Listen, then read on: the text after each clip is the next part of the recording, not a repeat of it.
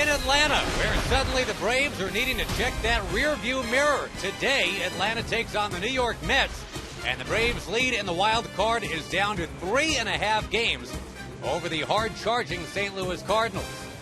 Welcome to Fox Saturday Baseball. I'm Josh Lewin. Eric Harris will be joining me today, and we'll be talking about a New York Mets team that suddenly can get in here and make things even more miserable for the Atlanta Braves. And Eric, I turn to you and ask you why all of a sudden the Braves are in this predicament.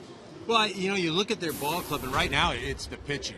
They're 7-11 in their last 18 games, and in those 18, no starter has gone more than 6 innings. Last night, Derek Lowe only lasted 2 1/3. Today, Tim Hudson gets the ball. He's as competitive a pitcher and as good a pitcher as the Braves have to offer right now.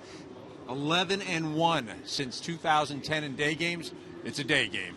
I do believe it is a day game. I think you're right. And the Atlanta Braves need to get this going because, as we said, all of a sudden, there's a wild card race. 11 games to go, including this one you'll see today. The Cardinals will be peeking in to see what's happening because, yep, Albert Pujols' team just 3.5 games out with a week and a half to go. Braves and Mets coming up next.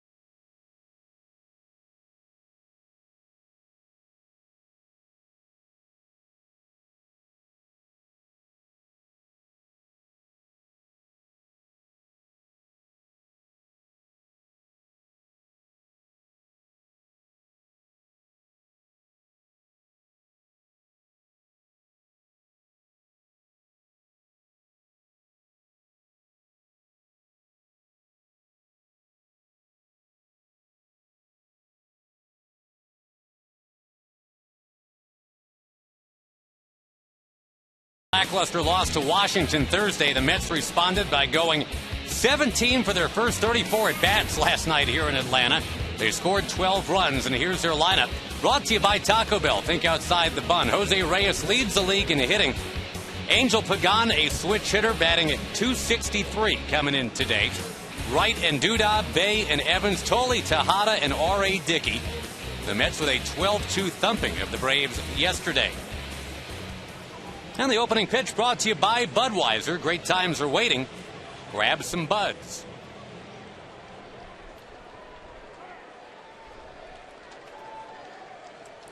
.36-year-old Tim Hudson opens it up.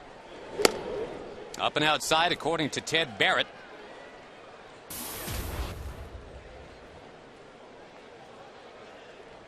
On a 77-degree afternoon here in Atlanta, Reyes taking a strike.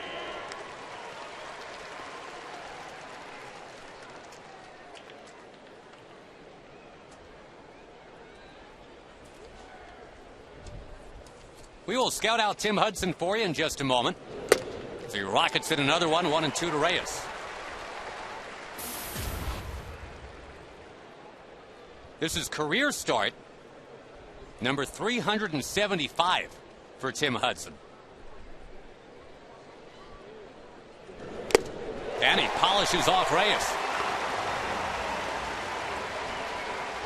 Our sprint pitcher profile on Tim Hudson. Well, we mentioned it at the top of the show. In the last 18 games, starters have not gone more than 6 innings. Tim Hudson has to give that bullpen a break. Attack the top 2. He just got Reyes. He's got to get Pagan. Now, Pagan hits him historically at a .458 clip. You keep those 2 off the bases, you're in business, because both of those guys love to run. Yeah, both Reyes and Pagan have 30 steals apiece. The only teammates that can say that in all of Major League Baseball.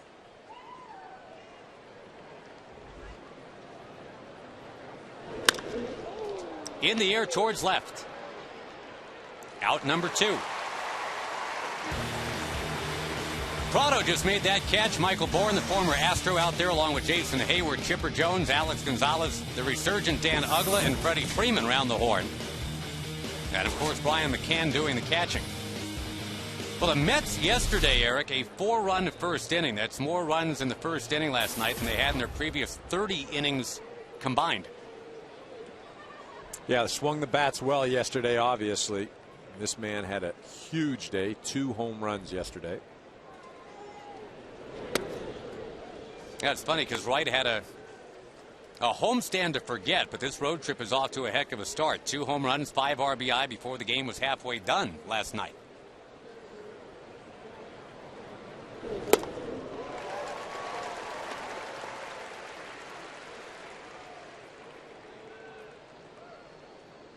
Well, the Mets homestand ended 1-8, and we mentioned that Terry Collins referenced both a lack of energy and a lack of pride when he ripped into his team for going 1-8.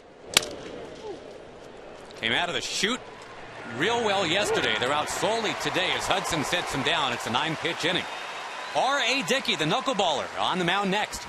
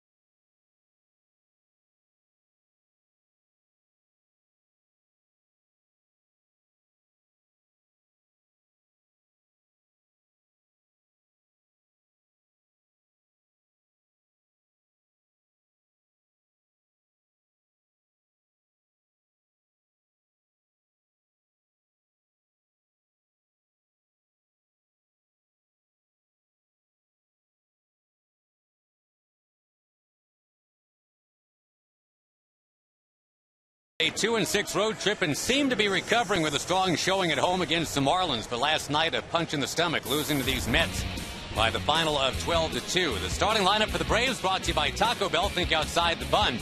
Michael Bourne provides the speed at the top, and it's Prado and Chipper Jones. Dan Uggla, Brian McCann, then Freeman, Gonzalez, Hayward, and Hudson, who does have a home run this year. For the most part, R.A. Dickey keeps the ball in the yard, though. Not a bad year at all for the 36-year-old knuckleballer, ERA of less than 3.5. Well, you look at that record, 8-12, and not really representative of how well he's pitched. He's got to keep it in the park. He's done a good job of that, but when you're talking about day games, that knuckleball sometimes will just float up there. Guys get a hold of it. It will jump out of this ballpark. Keep Dan Uggla down. Dan Uggla does not have a hit career against R.A. Dickey, sitting right in the middle of that lineup. They got to keep him contained. That's your Sprint pitcher profile for Robert Allen Dickey. And Dickey reinventing himself as a knuckleballer about 4 years ago.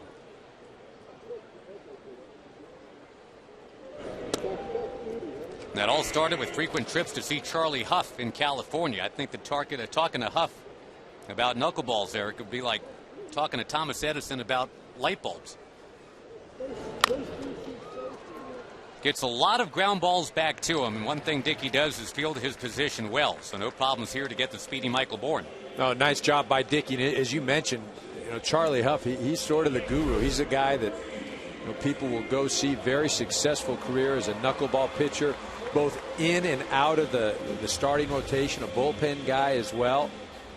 Pitched for many, many years. Great guy, Charlie Huff. And worked on mechanics and release point, arm path, you name it, with R.A. Dickey, even how to file his nails instead of cut them.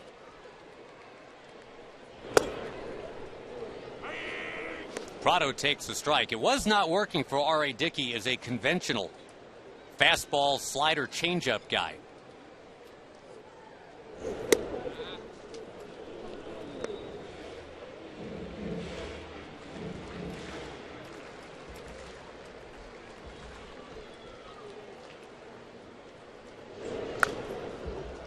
We can almost see Prado talking to himself, telling him to stay back on that knuckleball, but he kind of jumped out at that one anyway. Well, the same way you hit it is also the same way you catch it, and that's waiting for the ball to come to you. You try to go out and get it, you'll commit too soon. It'll have that late movement, and then you miss it.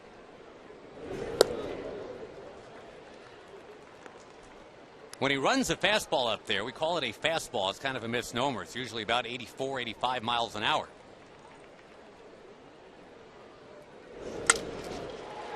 Dunked towards right and down for a base hit.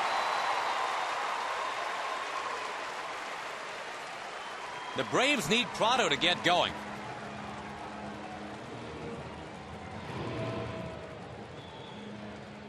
It's been a rough year all around for Prado. A nasty and scary staph infection forced him to miss 5 weeks. Stuck in a slump for a while. That's only his second ever hit against Dickey.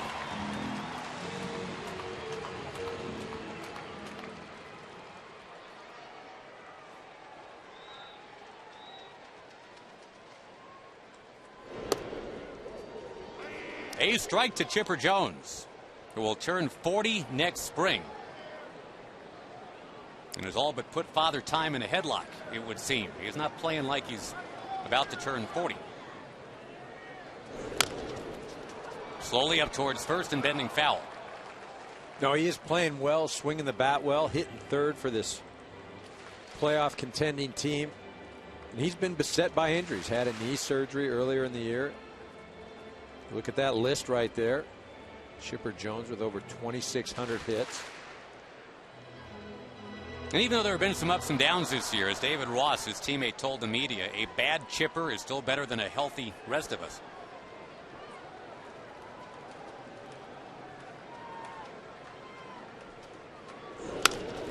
On the ground towards second base.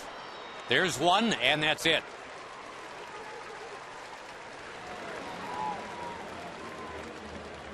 So Dan Uggla, who has never had a hit against R.A. Dickey, will have a chance now. 0 for 18 lifetime.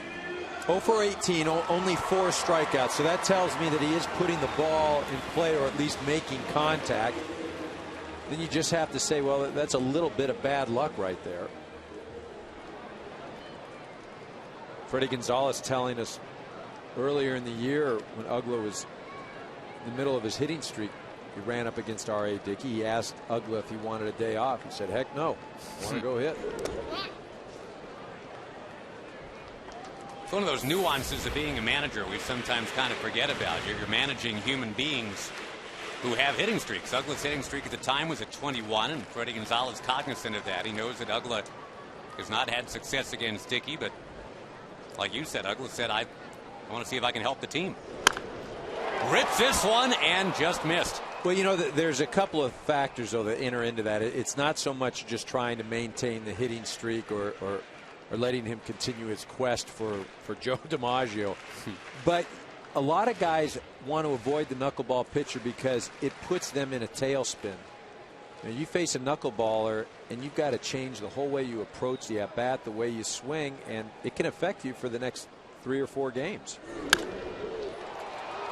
That looks like 0 for 19 lifetime against R.A. Dickey. And at the end of 1, there is no score on Fox.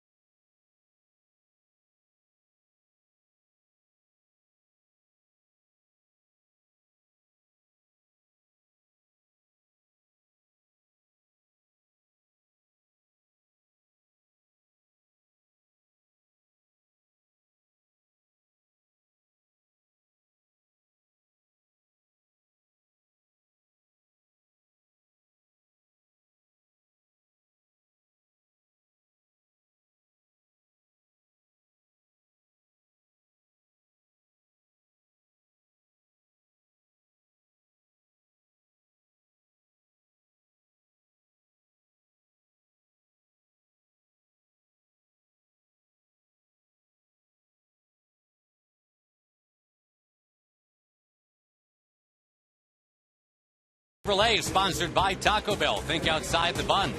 And by the makers of new Bear Advanced Aspirin, the official pain reliever of Major League Baseball. Well, just 14 days ago, the Braves' lead over St. Louis was 9 in the loss column, and it seemed there was no National League wild card race at all. Well, now here we've got one. The Braves are 5-9 the last couple of weeks. The Cardinals have gone 9-3. The Mets, interestingly, on this road trip, Eric, if they play well here against the Braves, I guess it's only fair they go to St. Louis and keep it up. Well, they have something to play for now. It's obviously not a postseason, but it's the ability to ruin somebody else's postseason hopes. It's one of those things that misery loves company, and that's kind of something that motivates you if you're on a team that's out of contention in September. Well, if nothing else, Missouri will get some company. The Mets are coming in right after this one is done. Fading down the stretch, for sure, these Atlanta Braves. So that didn't hurt the Cardinals a few years back. Remember in 06, St. Louis lost 14-22 and then won the World Series.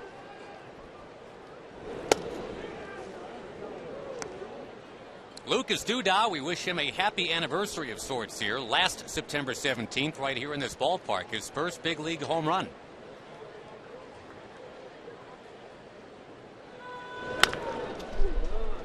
Not a repeat performance, as gliding over to make that play is Dan Uggla.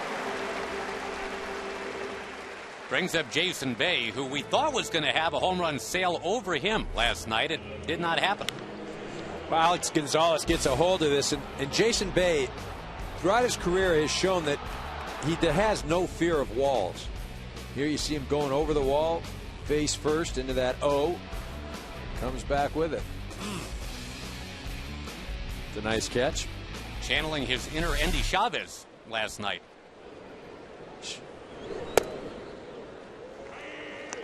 A strike to Bay.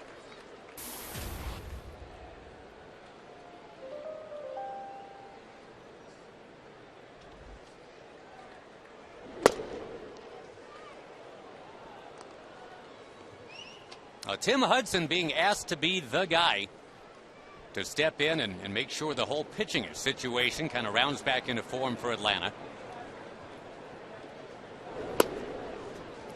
Tommy Hanson throwing a side session. They're really hoping to get him back. Jair Jurgens, it's looking like it just might not happen in time for the postseason.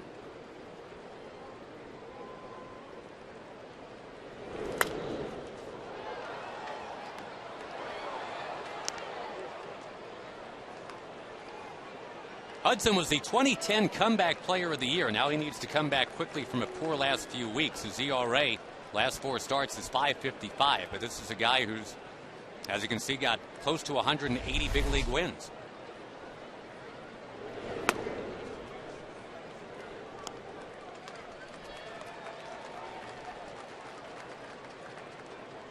And yeah, overall, Atlanta's starting pitching has slipped noticeably since the All-Star break. In on the hands of Bay.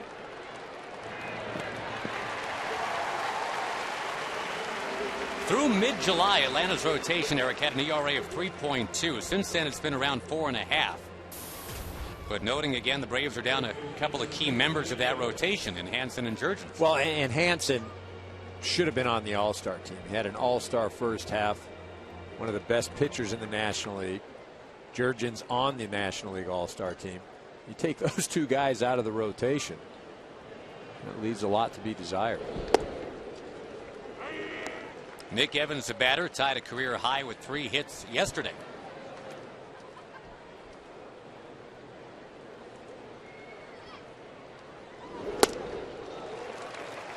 Now the Braves swept by the Cardinals not too long ago. Hudson was one of the pitchers who got belted around by St. Louis on that road trip.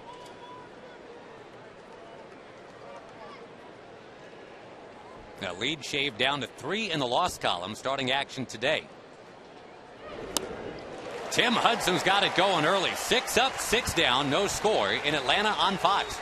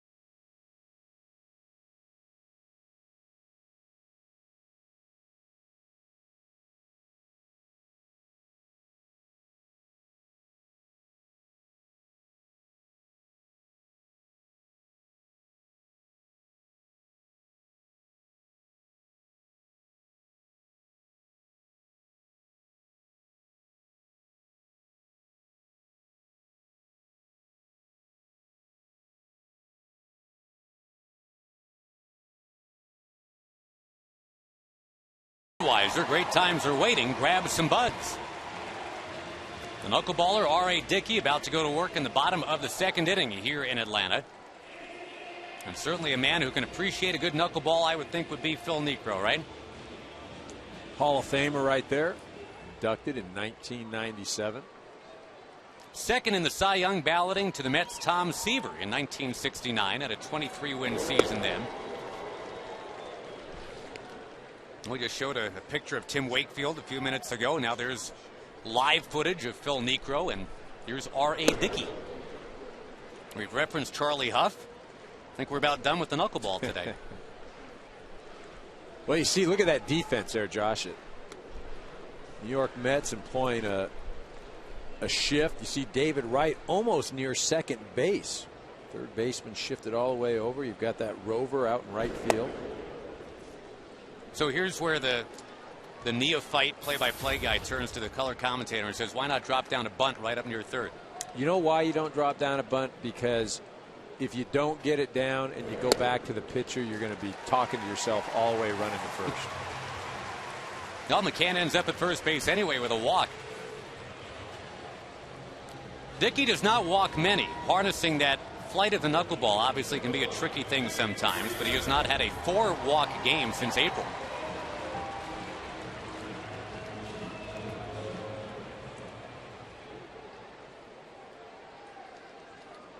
Very solid rookie season for Freddie Freeman.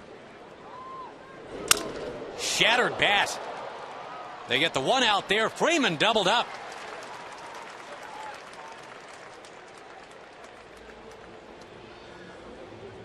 R.A. Dickey doesn't break a lot of bats. No, he ran one here in on the hands. You can see it's a fastball, actually off the end of the bat. Freeman shoots it to third. What was interesting, David Wright, the third baseman, got it to second base by underhanding the ball. Didn't throw it over the top because he was so close.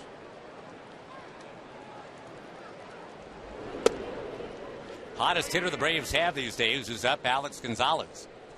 Hitting around 390 here in September after hitting around 220 most of the year.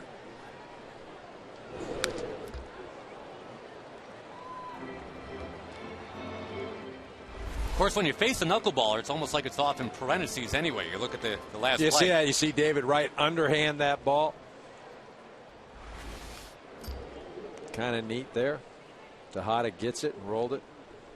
David Wright struggling the last week or so defensively. This guy won 2 Gold Gloves, but 8 errors in 10 games. This ball popped up.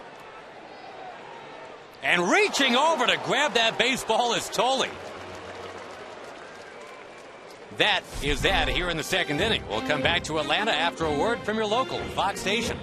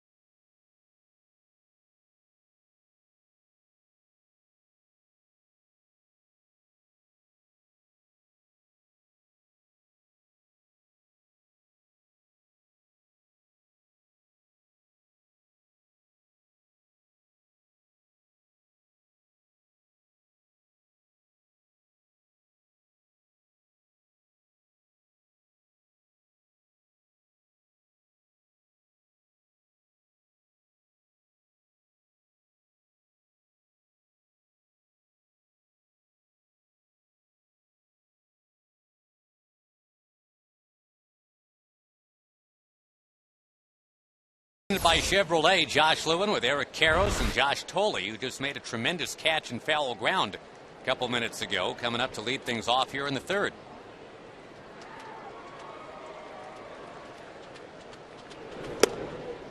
The Mets exploding for 20 hits yesterday, scoring 12 times. First time they've ever scored 12 runs in a game here at Turner Field.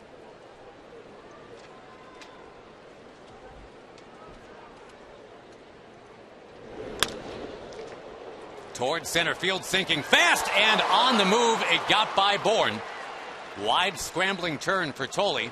Ball pinballing as it comes back in, but scooped up over there near third base, and hanging out at first is Tolley.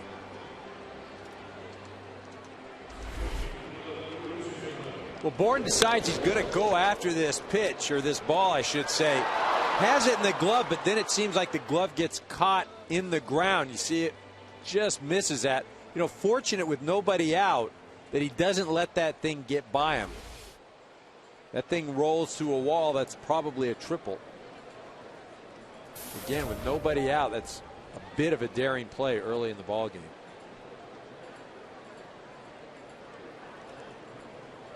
Number 8 batter, Ruben Tejada. And taking a strike from Tim Hudson.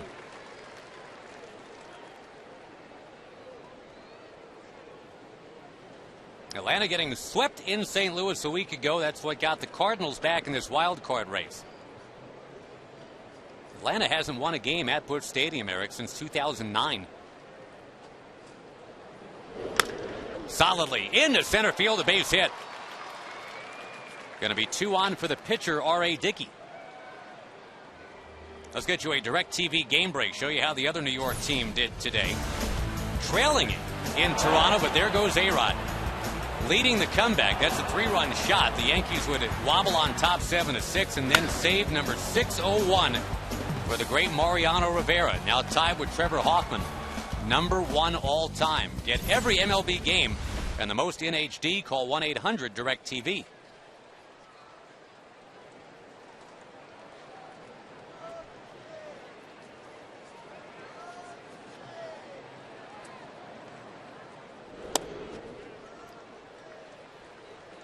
Dickey offered at that. It's 0-1. And there's what we're talking about with Rivera. See the way he came off the field, though, just shaking Russell Martin's hand and a little acknowledgement of Derek Jeter. It's like it was another day at the ballpark. And I guess when you have over 600, it is just another day at the ballpark. Dickey finds himself down 0-2, but he's a guy that can actually swing the bat. Last year, he hit .255. Yeah, you know, and in this situation, trying to bunt against Tim Hudson is difficult to do because Tim Hudson has a ton of movement on his pitches. It's not in the batting cage where it's just coming straight out, or some guy throwing BP and you're butting him down the line, down third, down first, thinking you're sweet. This is not a lot of fun trying to bunt against Tim Hudson. Going to try it again, and he is unable to connect. Goes as the 3rd strikeout once through the order for Hudson. Yeah, Tim Hudson does what he needed to do in that situation, and that's record the out and not let the runners advance. And as I said, that's not something that is easy to do, bunt against Tim Hudson. You know, for those of you at home saying, oh, geez, these guys, they don't know how to do the fundamentals. Wah, wah, wah. I'm sorry, wah, wah, wah? Yeah, I get tired of hearing that. My Charlie Brown. Womp, womp, womp, womp. Yes, Miss Sophomore. Outside to Reyes, who's got a shot to become the Mets' first ever batting champion. He is 4 points ahead of the Brewers' Ryan Braun. Another 3-hit game last night.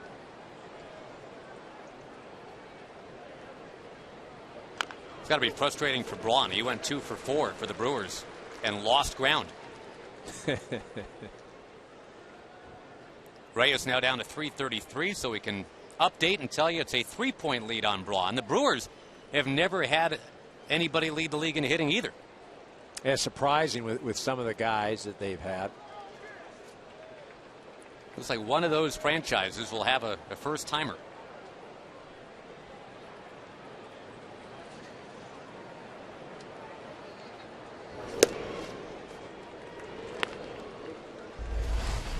So we can knock off either the Mets logo or the Brewers logo in about a week and a half. That'll leave the Astros, the Diamondbacks, and Tampa Bay.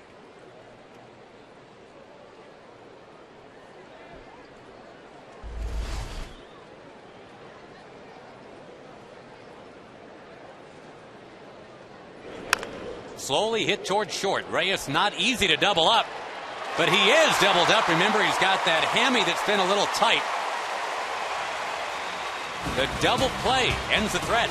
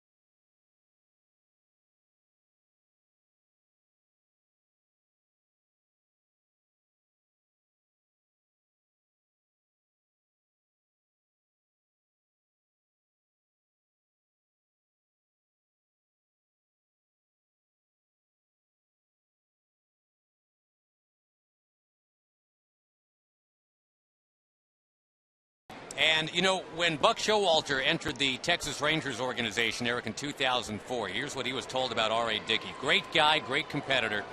He'll be a real good minor league pitching coach in a couple of years. Which would have meant by 2006. Well, as it turns out, that pitching coach thing is going to have to wait. As he has reinvented himself as a knuckleball guy. And is universally hailed as having the most in terms of pure guts that the Mets can run out there. Hayward muscles one towards left.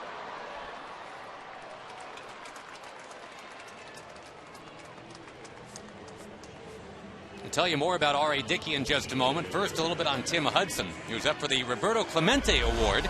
It's about dedication on and off the field. Mike Pelfrey and Tim Hudson, two of the 30 major leaguers nominated for this year's award. Go to ChevyBaseball.com/Clemente and vote for the player that inspires you. You could win a trip to the World Series.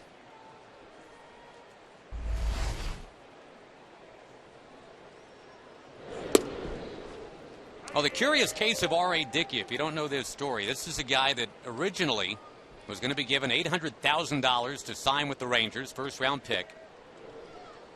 And then the Rangers team doctor discovered that he doesn't have an ulnar collateral ligament in his elbow. He's just missing it. And doctors figured he shouldn't even be able to turn a doorknob without being in a lot of pain. No way he's going to be able to pitch. Hudson flies out. Well, Dickey, instead of getting $800,000, got $75,000 to sign. He said it was like winning the lottery and then losing the ticket.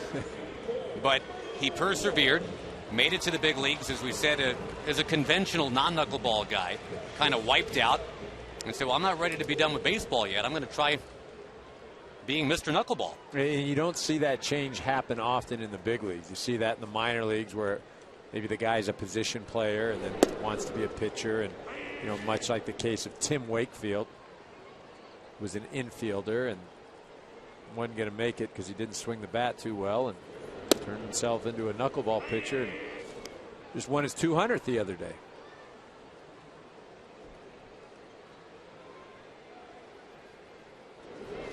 He strikes out Bourne. First swing and miss of the game, induced by Mr. Knuckleball.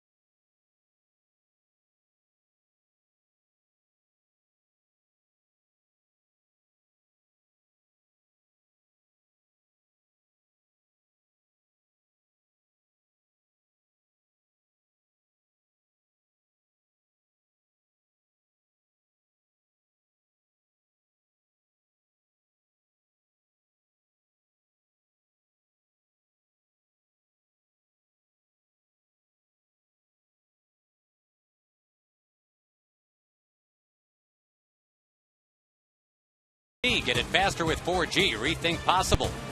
By Burger King, who reminds you to have it your way. And by Warner Brothers Pictures Contagion, now playing in theaters everywhere. No score into the fourth here in Atlanta. Fox Saturday game of the week, Tim Hudson taking on the New York Mets today. Pagan, Wright, and Duda, 2, 3, 4 in the order.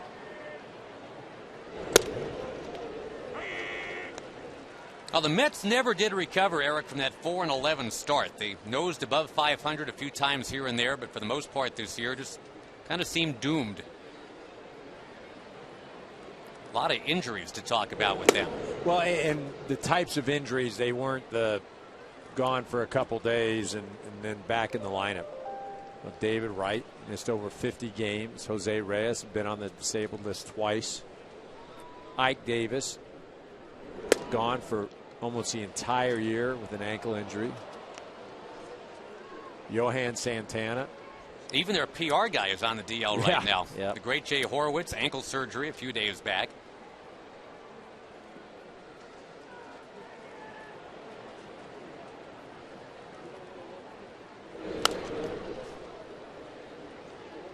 That's when you know the injuries are taking their toll, when the PR guy can't make the trip. Well, we wish Jay a speedy recovery. Always look forward to seeing him when we do a Mets ball game and postseason baseball as well.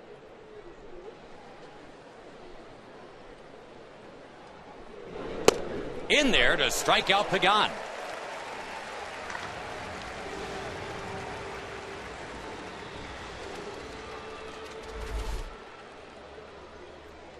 This is an outside slider that he just kind of gives up on, hits up outside corner. Brian McCann does a nice job of bringing it in. But because Tim Hudson has been around the plate showing great control so far, Ted Barrett, the home plate umpire, going to give him the benefit of the doubt.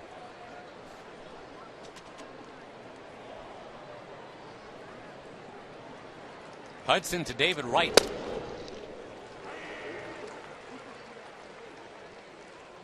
There is Ted Barrett, a one-time amateur boxer.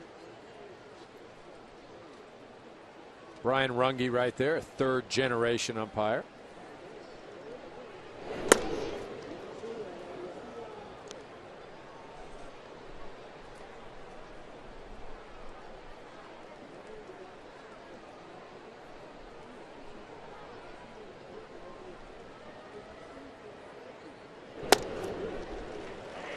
in there to make it 1-2. Wright had the 2-homer game last night. Now leads this New York team with only 14. Doesn't look like they're going to have a 20 home run hitter this year.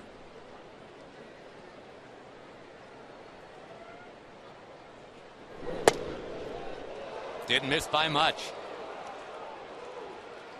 I think Ted Barrett missed that one with the way that Tim Hudson's been painting the corners. Well, he's earned that pitch. Got that one? Nope. Close. That's 2 pitches right there. Tim Hudson, you can tell he's upset right now. That's 2 pitches that are clearly strikes.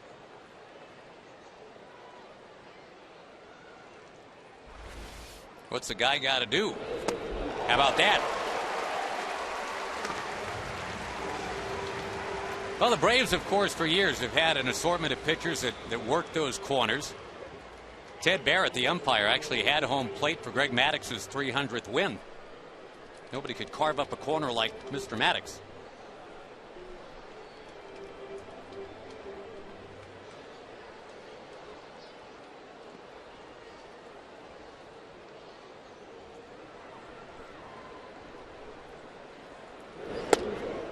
Outside to Lucas Dudok. Cardinals play tonight in Philly. Atlanta's lead for the wild card 3.5.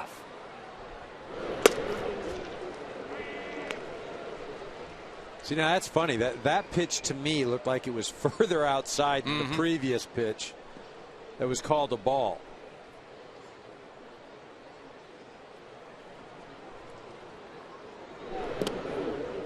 Hudson bouncing that one up there.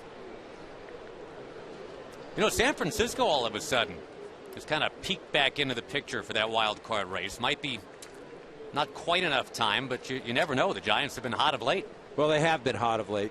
They've got a couple more games with Arizona. I know they finished the season against the Dodgers.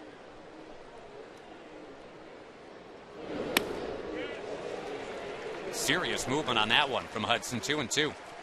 Well, the thing that's made Hudson effective so far is not only the movement, but his ability to locate either the fastball or the breaking pitch. So not only do you have the movement, but you have the ability to locate too. And as a hitter, you're just going, geez, this isn't a lot of fun. You know, you get one or the other, but when you got both going against you.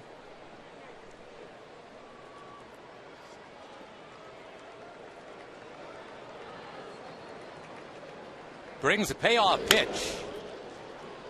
That's another nice, clean, easy inning for Tim Hudson. Down they go in order, and we stay scoreless in Atlanta.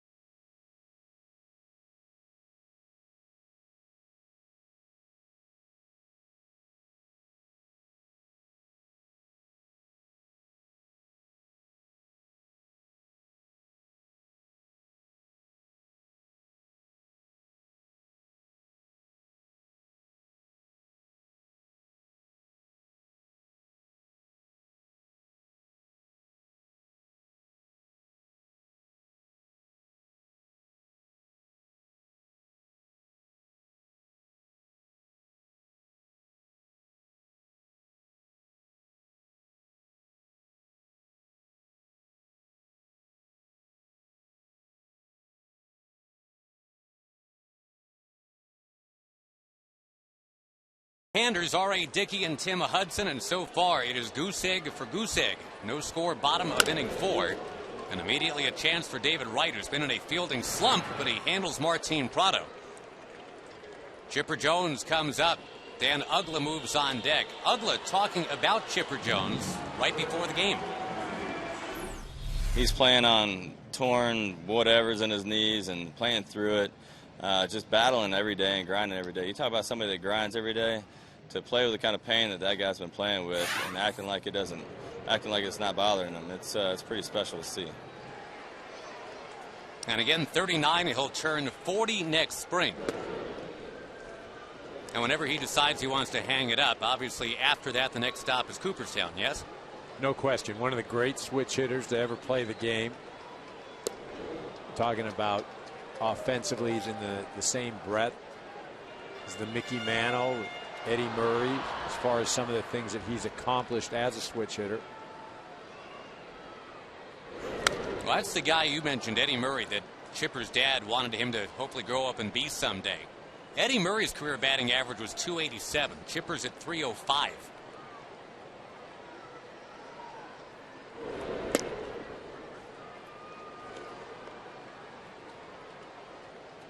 Yeah, Eddie hit a few more home runs.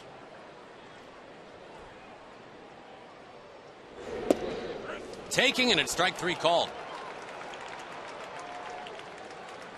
Well, the battle between Dickey and Hudson continues. Brian McCann comes up with 2 out.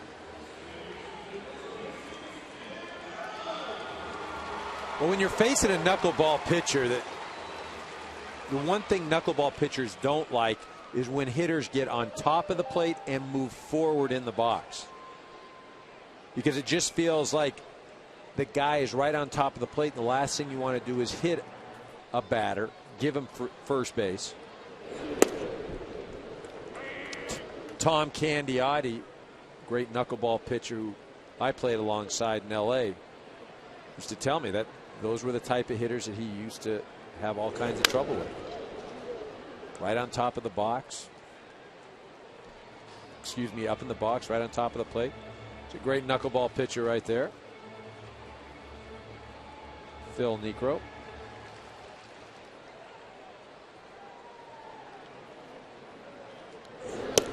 Uggla, remember, has never had a hit against R.A. Dickey. It's been an 0 for 19 now.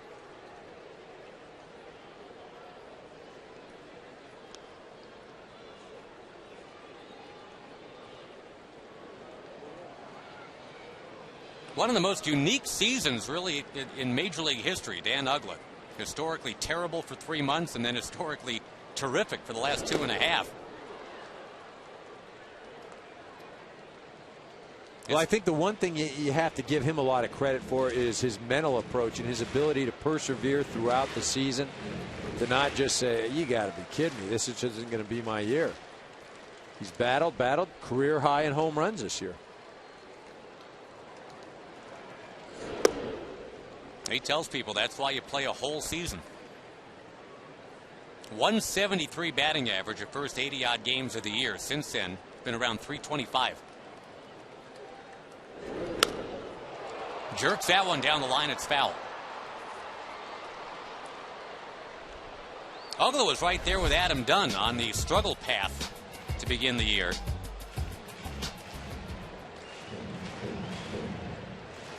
Dunn never steered out of the skid, but Dan Uggla did. Down on strikes, 0 for 20 lifetime against the knuckleballer. No score at the end of 4.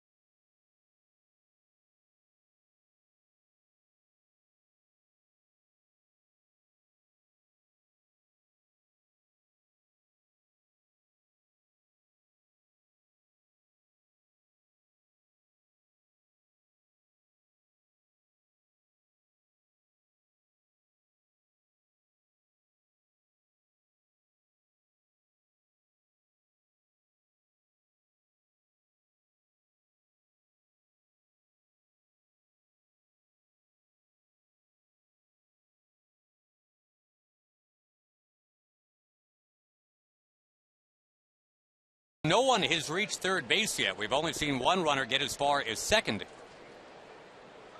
Yesterday, the Mets with a 12-2 win. They had 10 runs in by this time in the game. Trying to kickstart here against Tim Hudson.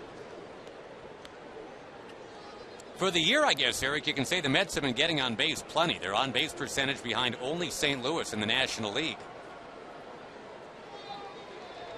Been a struggle to get those guys around and in those sometimes. The Mets lead the majors in runners left on base. Well, it's one of those things where they've employed that philosophy of taking pitches, getting on base with people like to call the money ball approach, on base percentage. But at the end of the day, you still need guys to drive those runners in.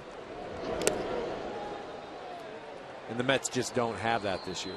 Power hasn't been there. The middle of the lineup guys, and Ike Davis being hurt, David Wright being out. This man right here, Jason Bay, not playing to the level that they had hoped. Hudson gets it in there and make it 3-1.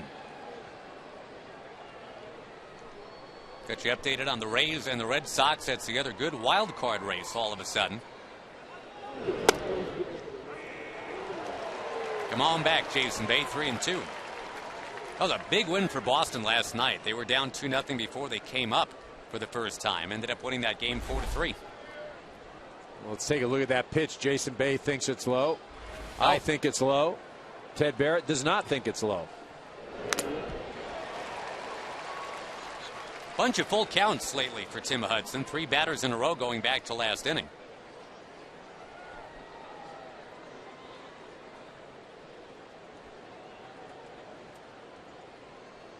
But very economical with his pitch count right up until then. On a beautiful day to be pitching. He strikes out Jason Bay. 3 of the last 4 Mets have struck out now. Let's get you to a DirecTV game break. The Red Sox with John Lester on the mound, and Ben Zobrist will take him deep. Tampa Bay got out to a 3-0 lead in this game. Boston, we're learning, has just chiseled it down to 3-2. They're in the bottom of the third. Slowly towards third base. And Chipper Jones gets Nick Evans. By the way, you can get every MLB game and the most in HD. Call 1-800-DIRECTV. Really, the Rays need to win today and tomorrow, EK, to keep themselves alive. Well, they really do. 4 games out in the loss column. They can't afford to drop much further. Angels are 3.5 behind the Rangers in the West. They are 5 behind Boston for that wild card, and would still have to hurdle Tampa Bay.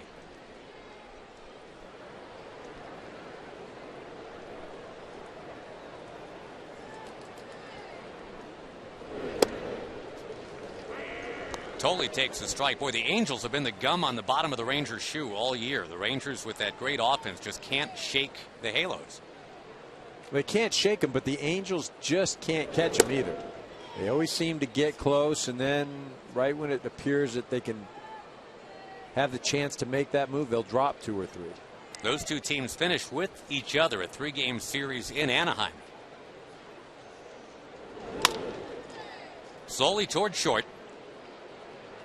Well, the Braves needed an effort like this from Tim Hudson. They're getting it. That's an 11-pitch top of the 5th.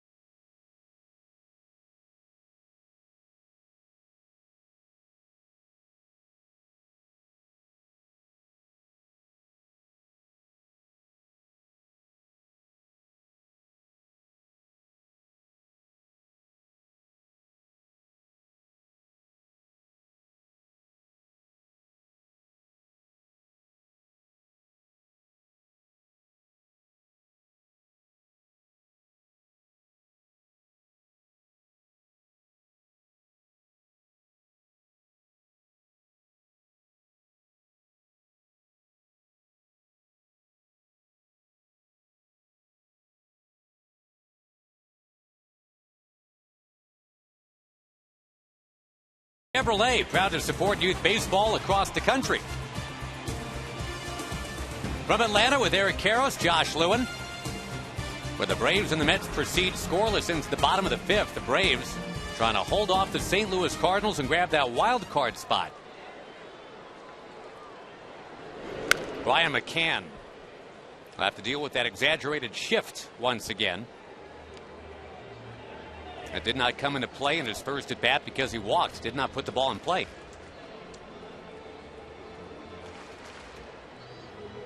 Well, he struggled as of late, after coming off the DL with that oblique injury, just hasn't been able to find his rhythm. Now, he was having his usual great season until that injury that you mentioned.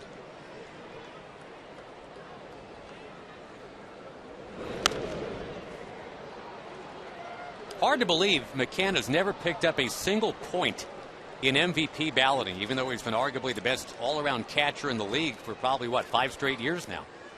He's never had that just blowout year, though. Mike Piazza used to have those years as a catcher. Not a lot of great contact against R.A. Dickey today. Freddie Freeman comes up next. All right, Freddie Freeman from earlier this week at the plate when this happened. Brad Hand throws a very wild pitch to Freddie Freeman. Michael Bourne taken off from first, distracting him. We believe that's the reason that happened. Yeah, you'd have to think he saw Bourne running, and then that was kind of a cross between throwing it to first and home. Hit the Durham Bulls mascot with that, I believe.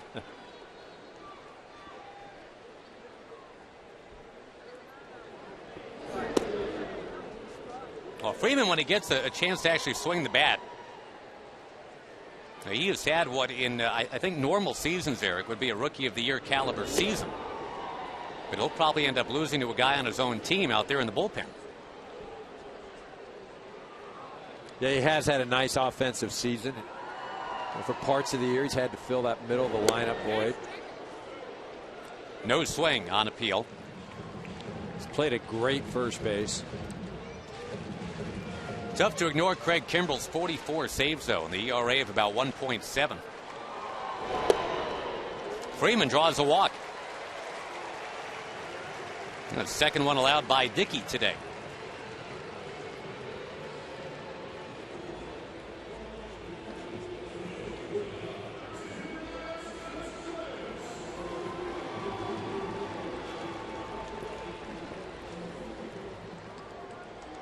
Well, until recently, Alex Gonzalez was having a career year with the glove, but a really bad year at the plate. The last few weeks, he's been excellent at both items. Now, the game-winning home run Wednesday afternoon here against Florida. In these last few weeks, it seems like there's been a lot of big hits at big moments from a guy who gave them pretty much nothing for 5 months. The glove work has always been there. Yeah, it really has. It ranges, makes acrobatic plays, makes throws when you don't think there's a possibility of making a throw.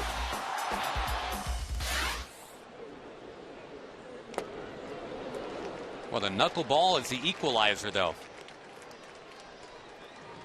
I suggested to you earlier, Eric, it's almost like if you've got a hitting streak going, you face a knuckleballer and everything just kind of pauses. This is not the regular thing that you're used to. No, and like I said, a knuckleball pitcher can impact a hitter not just for that particular game, but for 3 or 4 games after.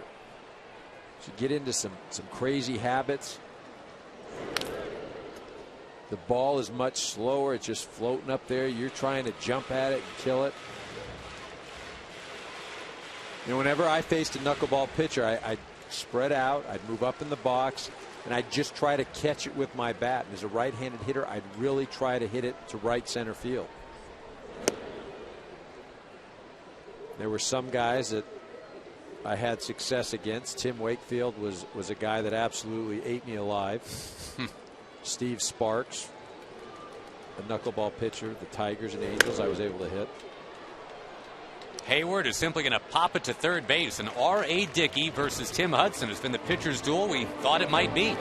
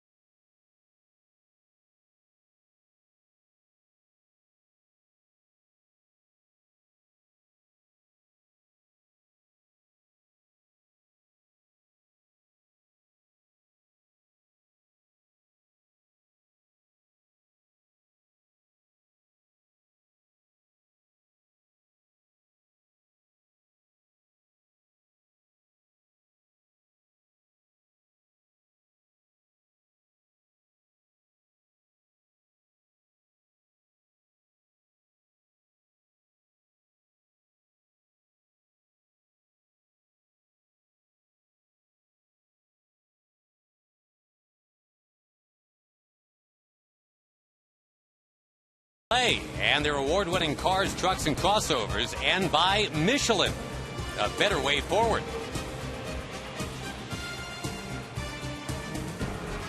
The Braves trying to hang on to that wild card spot. 3.5 games ahead of the Cardinals, who played tonight. The Phillies' magic number is 1, by the way. No concern about whether or not the Phillies are going to the postseason. The Braves suddenly do have some concern. Scoreless with the Mets here in the 6th. And the Braves pretty much on pace, Eric Karras, to end up with what they had last year, about 90-91 wins. Remember, the Braves were within 1 strike of going up 2-1 in the NLDS against the Giants last year. Giants ended up winning it and the World Series. The difference, though, this is a different Atlanta ball club. This is a ball club that relies on the home run. They don't get on base like they did last year. They don't draw walks like they did last year. It's different, too, as we talk about playoffs, looking into that dugout and not seeing Bobby Cox. Freddie Gonzalez will be leading them into the postseason if indeed they can hang on and stay on top of St. Louis. Yeah, but, you know, he does a great job.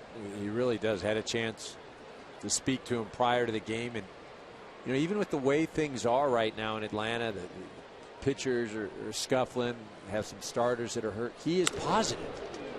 Tejada ropes one in the left, and it gets by out there. Tejada will stay at first base. And the diving effort from Prado, but he just couldn't get to it. Well, really a nice job by Prado, but also Michael Bourne hustling over there in case it gets by him. You see, he almost looks like he just misjudges the dive. That ball's in the air. I got it. Right off the tip of the glove. It's a great effort. Now will they ask R.A. Dickey to bunt again? He tried 3 times to get one down in the 3rd inning, failed all 3 times. Yeah, absolutely. You have to give it a shot. But as I said, this is no picnic right now trying to bunt against Tim Hudson. Chipper Jones creeping in from 3rd. And Dickey is 0 for 4 trying to bunt now. Yeah, and you have to remember, too, Tim Hudson's not out there saying, yeah, go ahead, you're going to bunt, I'll let you bunt it. He's trying to not let him bunt the ball. Again, the movement that this guy has, difficult to hit, difficult to bunt.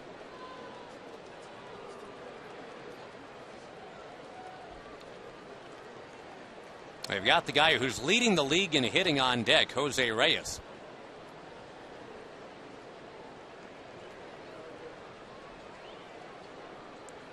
Mets out hitting the Braves for the afternoon, 3-1.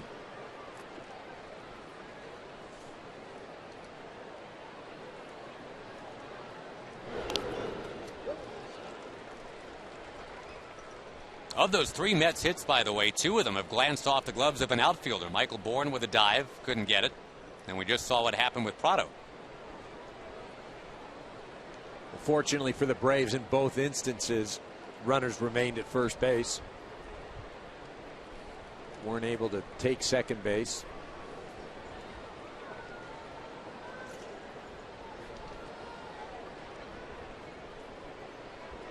Pulls back, swings, didn't get it. It gets away, though, and down to second base anyway. After all that is Tejada.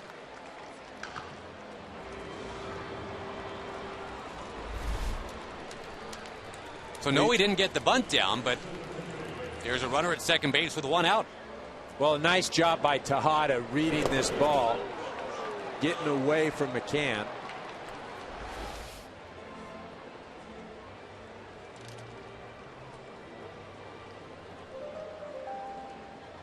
Now, as you mentioned, you got the National League's top hitter up at the plate. That is a team high 10th wild pitch from Tim Hudson.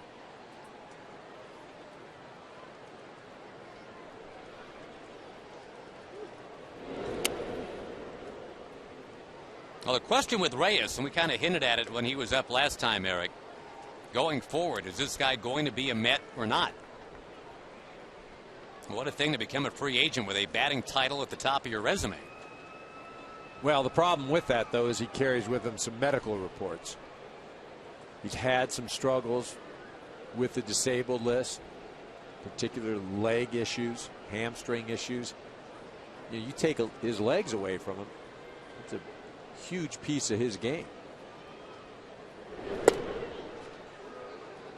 The thing that's enticing, though, you see him play those first 2 or 3 months of this season, and he's as good a ball player and it has as much of an impact on a club as any guy in the game.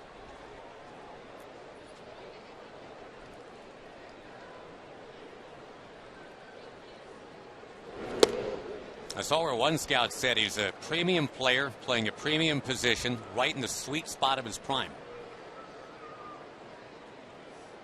It's a great description. But again, you've got to keep him on the field.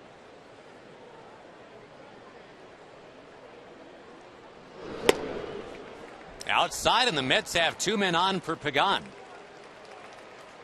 who has hit Hudson well in the past. A quick reminder, tomorrow on Fox NFL Sunday, got the Bears coming off their impressive Week 1 win against the Falcons. They'll head to New Orleans to take on the Saints or other early regional games. Also, the Cowboys trying to bounce back from a tough loss. They'll take on the Niners. Coverage begins tomorrow with the Fox NFL Sunday pregame show at noon Eastern, 9 a.m. Pacific. Check local listings for the game and start time in your area.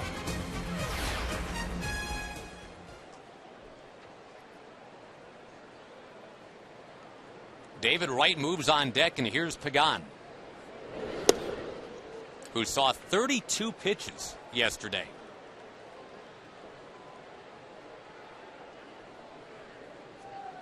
Well, that's the offensive philosophy of this New York Met Ball Club. See pitches, make the opposing pitcher work, elevate his pitch count. Hudson is elevated now, 2-0. 6 straight balls. See Derek Lowe, yesterday's starter. Well, that did not go well for him.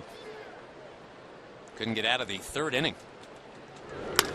Swinging, and he drives it left center field. Prado in pursuit. He's got it.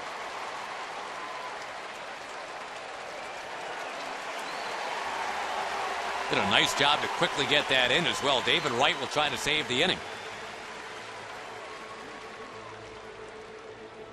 You can take live Major League Baseball games with you when you download the At Bat app at the App Store.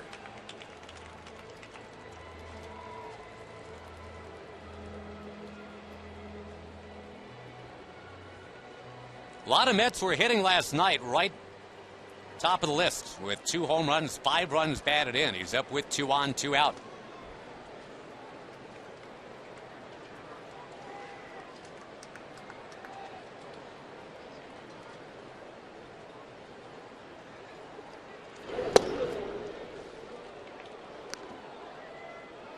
Wright having missed a couple of months with a fracture in his back, but he's played nearly every day since coming off the DL in late July.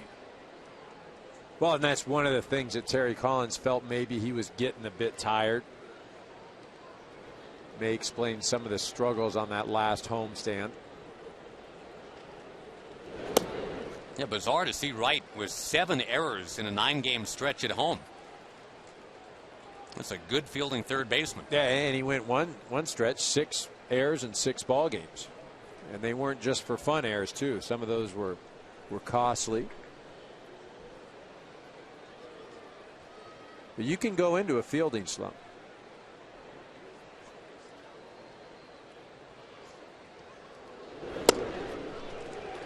Took something off it there on 2-0, 2-1. You know, and when I talk about a fielding slump, you know, your movement out in the field isn't right. You feel like you're catching everything in between hops. You don't read the ball well off the bat. Just kind of off rhythm. Completely off rhythm. And that happens just as it can happen to you at the plate.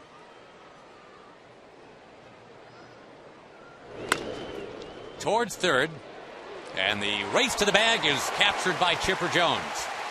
The Mets threaten, but they do not score. Nothing in Atlanta.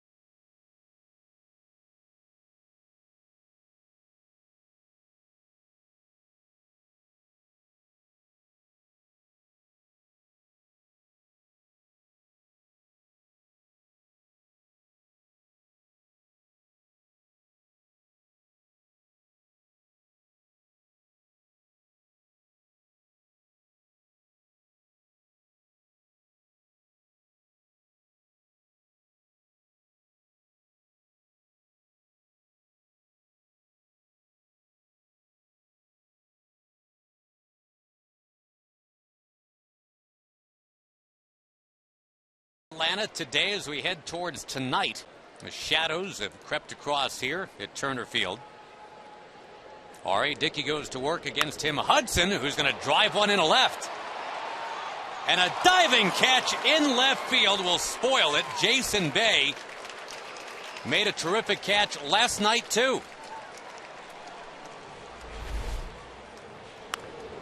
One thing you can say about Jason Bay is he is fearless, whether it's running into a wall, laying out. Here he makes a nice grab on Tim Hudson's fly ball. Again, he's not the greatest left fielder, but he's going to give you all the effort he has. Bourne will sock one foul. Revisiting what he did yesterday, going back on a ball hit by Alex Gonzalez.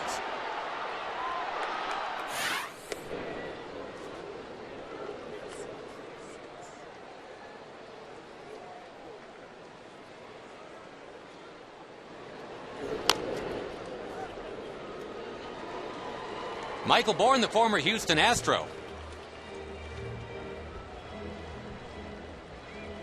That's a team certainly not pointed towards the postseason anytime soon. Bourne, even though he's from Houston, that was a nice fit for him in that vein, but nice to be with this Braves team. Going to test out Reyes, knows he's got to hurry.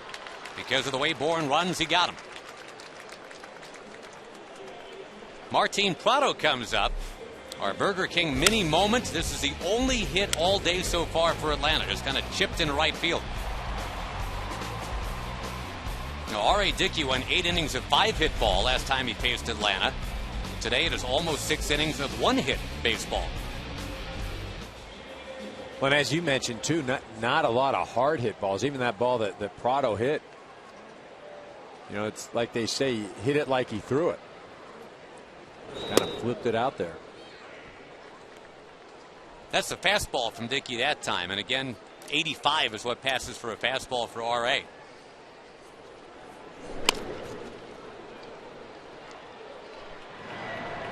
Nice and crisp. 7-pitch 6th inning. And we'll come back to Atlanta after a word from your local Fox station.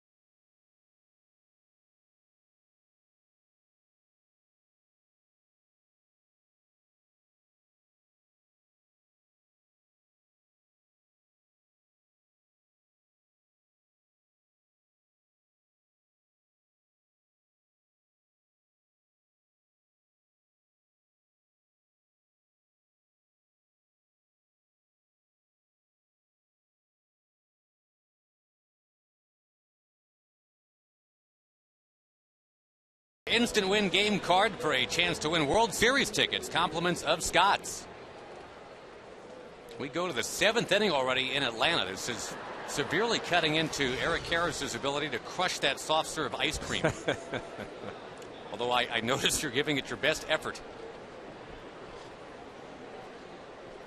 Only 4 hits in this game total. Teams were combined 4 for 38 with 11 strikeouts.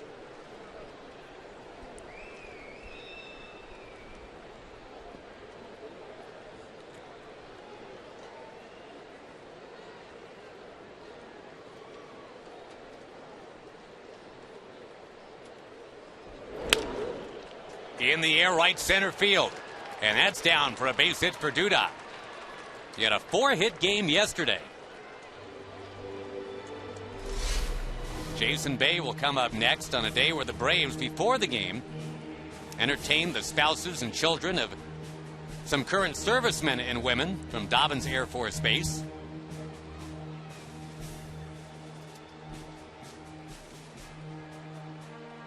And a nice crowd turning out here on a very pleasant day for baseball.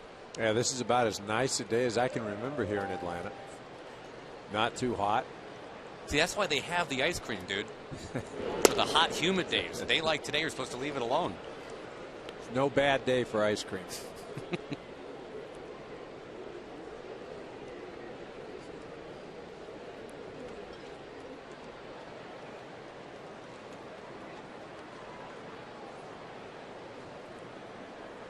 Well, Jason Bay, who took a called third strike in the 5th inning, 0 for 2.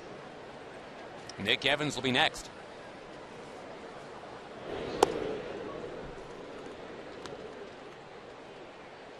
Well, he's got him in a 2-0 count right now, and you've got to look for something up in the zone. You figure it's going to have some movement. It's probably going to dive. So if it's in the middle of the zone, it'll dive down on the ground. You've got to stay out of the double play.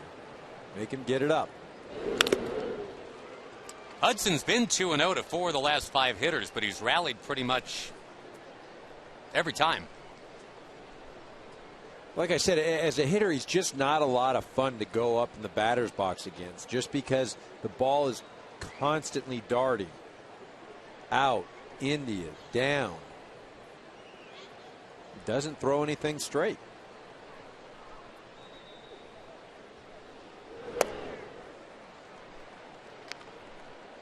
It's been that way for a while. We mentioned 375 career starts now. And a career winning percentage very close to that of guys like Roy Halladay, Roger Clemens, without a lot of fanfare.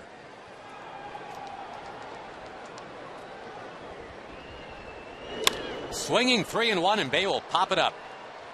Out there towards center. And a little towards left, there's Michael Bourne. Boy, 3-1, you're looking to square that up. He couldn't do it. Well, you see Tim Hudson, 6 1/3 innings pitched. And why is that big? That's big because that's the first time an Atlanta Braves starting pitcher has gone more than 6 innings since August 26th. And let me ask you, Josh, do you know who that pitcher was that did it on August 26th?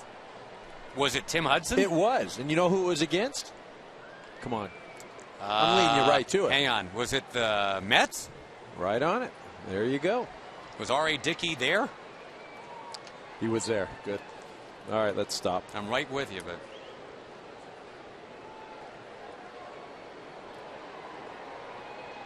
infield, a double play depth. Nick Evans hit the ball on the ground last time. High ball's a strike.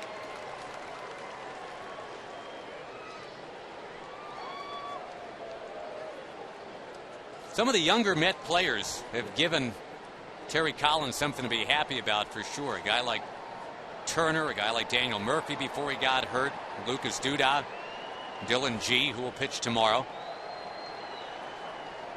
Runner goes. And a ground ball. And they get this double play anyway. No, they don't get the call at second base. And boy, from up here, it looked like they got him. Now they're going to go back a second time and try to get him. No. Is he on the corner of the bag in time? So he's going to say that he touched it with the side of his foot, that he nestled right up against the side of the bag, right there. I think he's out. Well, what you need to see is some sort of angle to if there's any kind of space in between the bag and his foot. You know, that looks like it's an awfully close play. And, you know, the umpires usually give that in the vicinity call. Right there, I don't know how you can be any more in the vicinity without being right on top of it. Marvin Hudson trying to get into position. You saw him moving to get close. That's tough for the umpire, too. When you're running, it's tough to steady your eyes to make that call. Well, this is what I would ask. Do you actually see space in between his foot and the base? And on the replay, I don't see space. But obviously, Marvin Hudson does see space. If you can see space in between that and the bag, when you're out on the field and make that call, God bless you and your eyesight, because that's some tremendous eyes. Josh Tolley will take, and that's outside. The fact that the side of that cleat is white, and of course the base itself is white, it's tough to discern what's on what.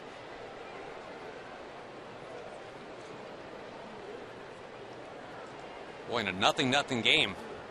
Let's see if that has any impact. Now you've got a runner at second base with 2 out. Tolley's still got to come through.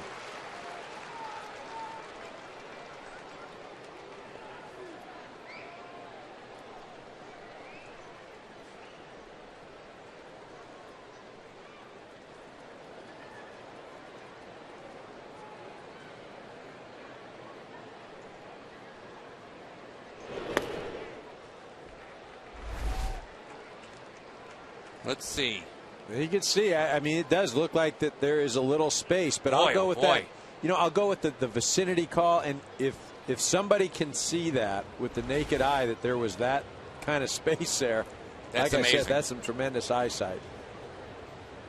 You know, we've seen calls made where guys are, you know, literally a foot or two off the bag. I said out loud, I thought he was out, and then you slow it down and look at it. Marvin Hudson, I don't know what kind of eyesight you're right. I mean, that's incredible. If you actually saw that. Whew. But you're right about the in the vicinity call. Yeah, that call is out 9 out of 10 times.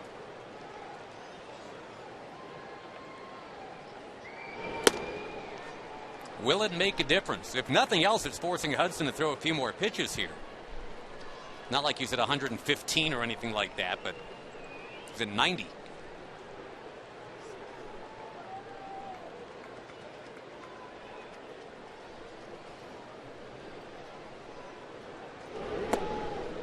And sure enough, the inning continues.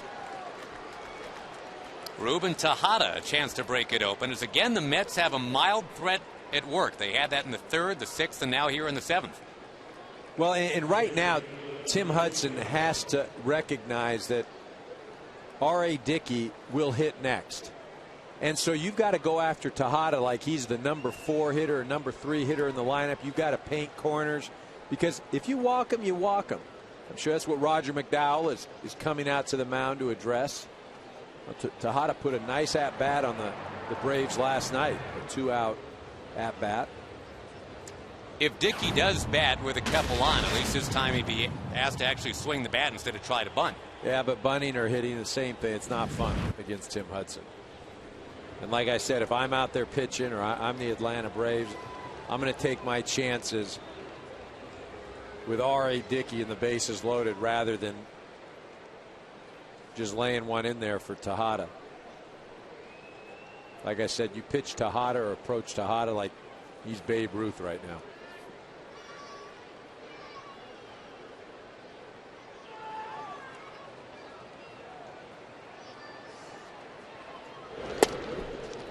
Boy, only 10 out of 26 first pitch strikes now.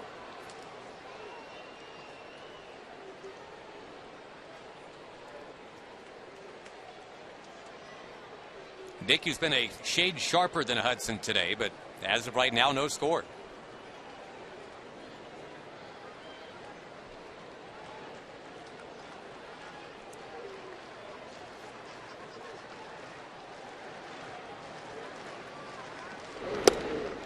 It's another 2-0 count. Well, but this is a different 2-0 count than some of the previous 2-0 counts. McCann is set up away on both pitches, hoping to get a corner or hoping to get Tejada to go after the pitch. I don't care if it's 2-0. I'm setting up on a corner. I'm trying to paint right now. I do not want to get a large part of that plate. Swinging 2-0. See, and that's Tejada recognizes that too, and he's saying to himself, if there's anything close, I'm going to go after it because I feel like I've got a better chance than R.A. Dickey.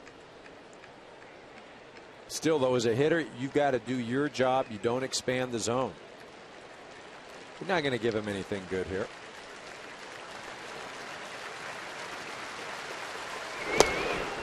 Scrapes the corner 2-2 with 2 on, 2 out. You're going to see the same sort of thing. You're going to see a fastball on the black part of the plate, or you're going to see some sort of curveball. Curveball slider.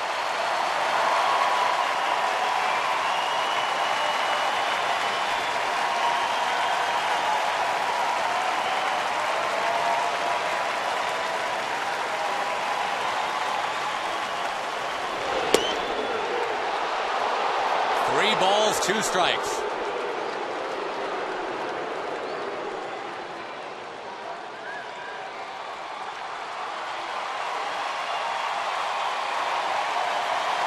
Got to do the same thing. Throw a pitch on the corner, make him expand the zone.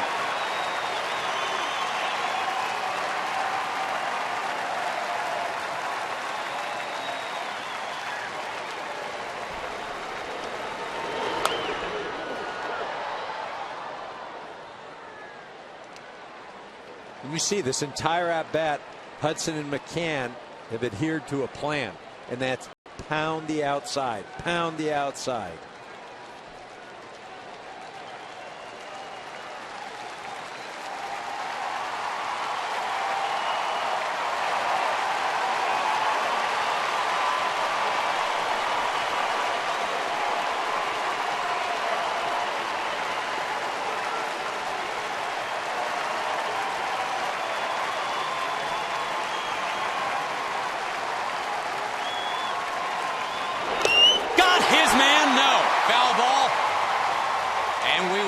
Another pitch coming. Just a little bit of contact from Tejada. Well, you see they changed up, tried to sneak one in there. Run that sinker in at the knees on the inner part of the plate. You mentioned Tejada just getting a piece of that. Now you've got the hitter thinking, okay, he just tried to sneak one outside. He's been going, or inside, he's been going outside the whole at bat. What am I going to do? You've got him set up. You can go anywhere you want.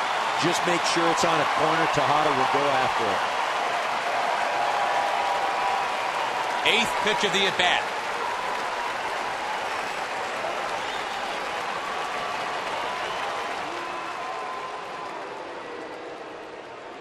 And remember that in the vicinity call on the fielder's choice that was not made to prolong the inning.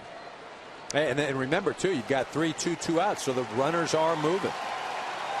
Base hit will absolutely score the runner from second.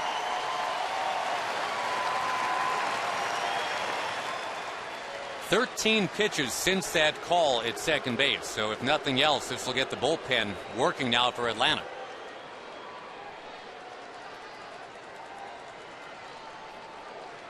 And that is Eric O'Flaherty, who leads the majors in ERA at 1.05.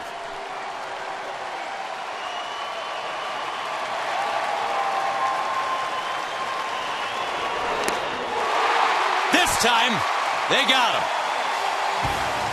and Chipper Jones is coming up for the Braves.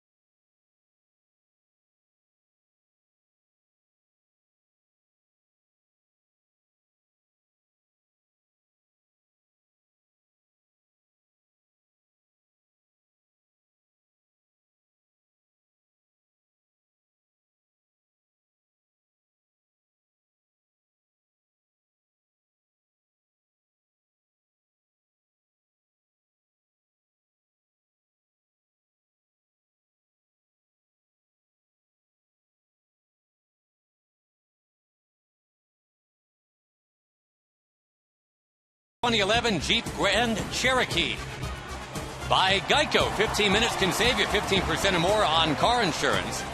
And by Warner Brothers Pictures' Dolphin Tale, in theaters September 23rd.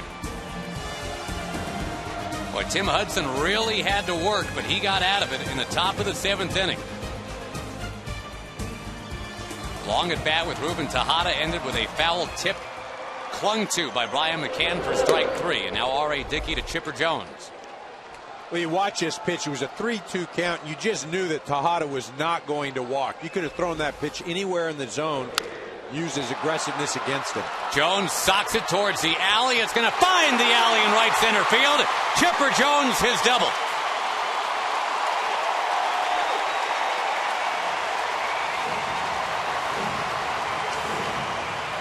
The first Brave to reach second base today is Chipper Jones. Well, I'm not sure if Pagan lost that ball in the sun, but the route he took was a bit odd. Seemed like he was going after the ball like he had a break on it, and then I'm going to angle out a little bit. Maybe he felt the ball was too far away. But that ball did hang. You know, Dan Uggla's never had a hit against R.A. Dickey. 0 for 20.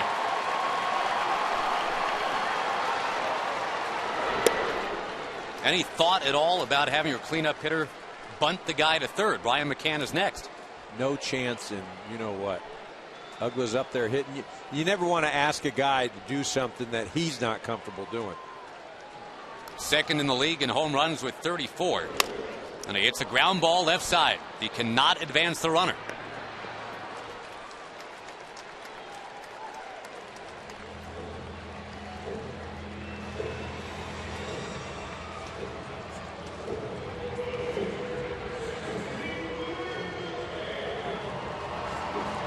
For what it's worth, Uggla one sack bunt the last 3, almost 4 seasons. Well, and then you're asking him to do it against a knuckle. I mean, it's not even in the discussion.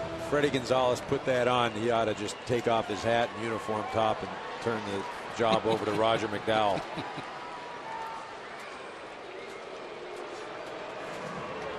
No, but that's as a hitter, you've got to know, what the object of your at bat entails, and who you're facing, and what you can do. You don't hit R.A. Dickey well. You haven't hit him well. But all of a sudden you're going to hit a line shot off of him? No, you got to go out, spread out, and if you have to, just punch the ball to the right side. But instead, in rolling it to the left side, no chance for the runner to move. You don't get him over. It's a wasted at bat. Look at you. Your pitcher just battled. You got out of the inning in the top half. You got some momentum. Keep it going. Inflate. Don't deflate everything. The two teams today are a combined 1 for 15 with runners on. We are scoreless in the 7th.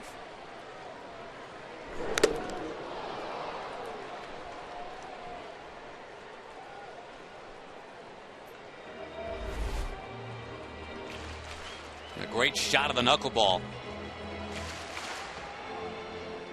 And Tolley takes a shot too.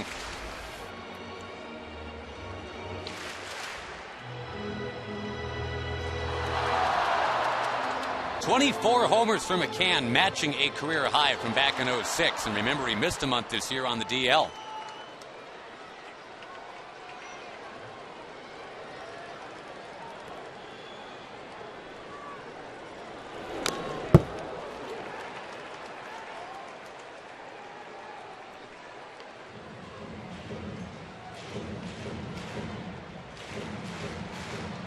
Tons of hitting yesterday, especially from New York. In a 12-2 game, they pounded out 20 base hits. They've had 4 today. The Braves only 2.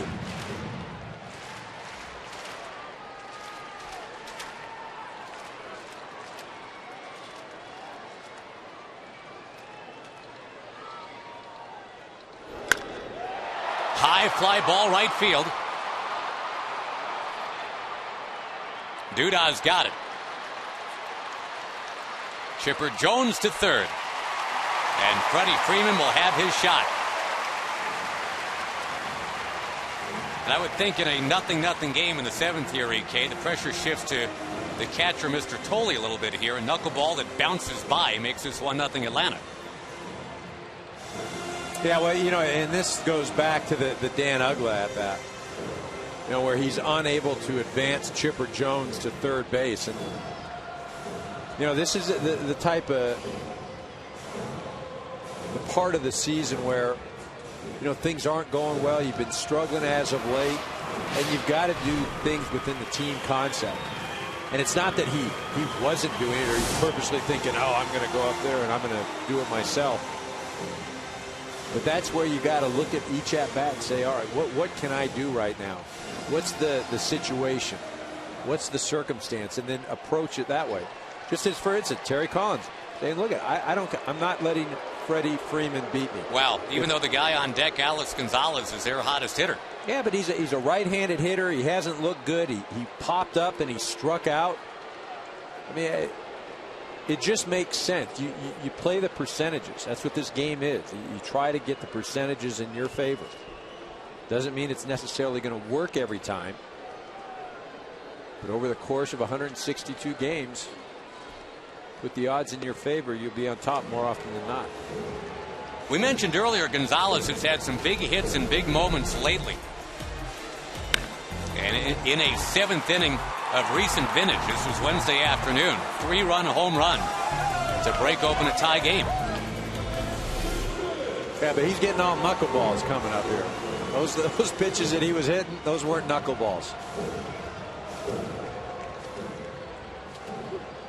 With an 0 for 2 today, 4 out of 19 lifetime against R.A. Dickey.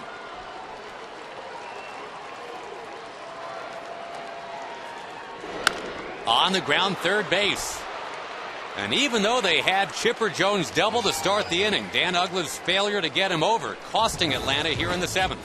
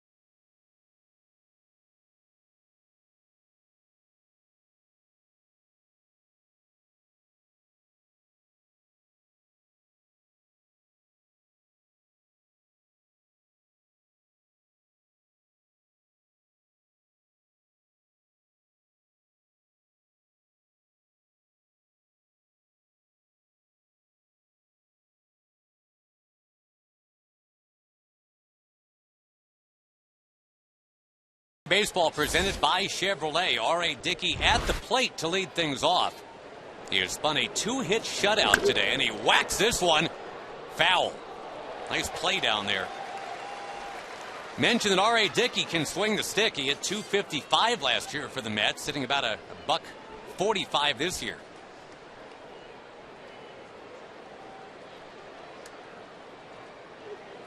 former University of Tennessee volunteer way back in the day.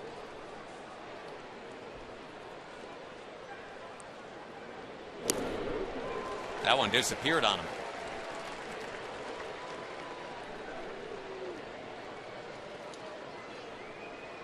Well, Hudson was made to work a bit in the top of the 7th and Dickey a bit in the bottom of the 7th. The Chipper Jones leadoff double did not bloom for Atlanta. And the decision to walk Freeman to get to Gonzalez pays off to end the inning.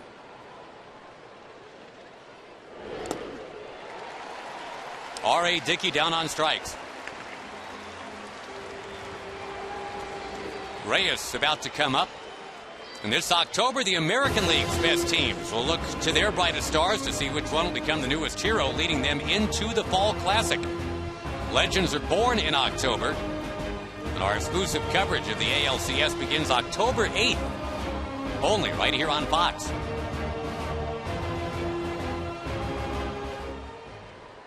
All right, I'm going to make you pick it right now. ALCS, who do you like? Yankees. Against? Tigers. Okay. Can that possibly happen? You're getting me. I got to We need figure the out who brackets, can don't be we? the, Yeah. I need to. Who's No, going that to have could the happen. best record and all this sort of stuff. Yeah, As I of just what- don't. yeah. I just don't like, any team having to face Verlander twice, and let's not forget Valverde at the end of the game. It's been perfect this year. Yep. And mind you, Miguel Cabrera is one of the best hitters in the game. Tigers clinching yesterday in Oakland.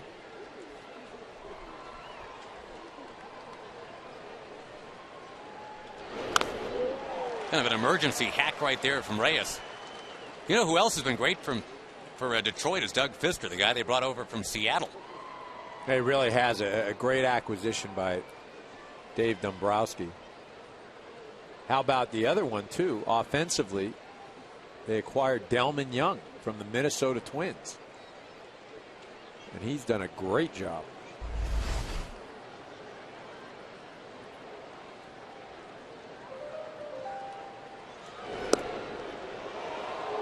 Hudson with that lingering stare in towards Ted Barrett, the home plate umpire, wanted that. Running inside. Again, when the pitcher hits his spot, he's always going to want the call, even though the catcher may set off the plate.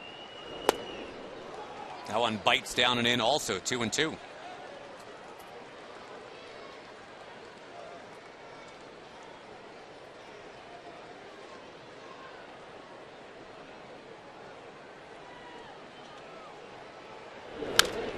Tap towards second base. You had mentioned it had been a while since a Braves pitcher had gotten into the 7th inning. And now here's Hudson looking to get through 8.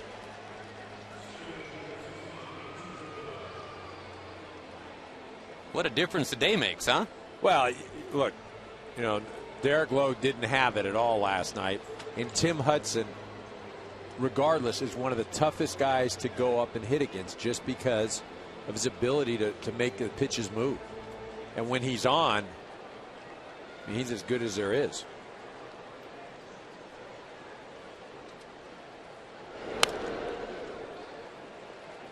Looking ahead to the bottom of the 8th inning, Jason Hayward and then Tim Hudson do.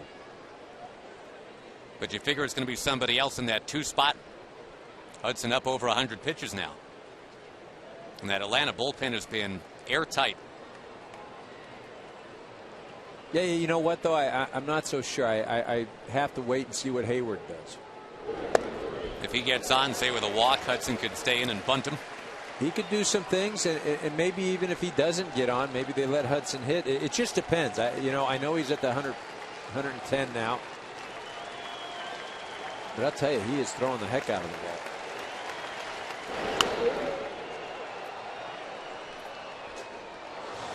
You're looking at the 3, 4, and 5 up next inning for the Mets if Pagan's retired here.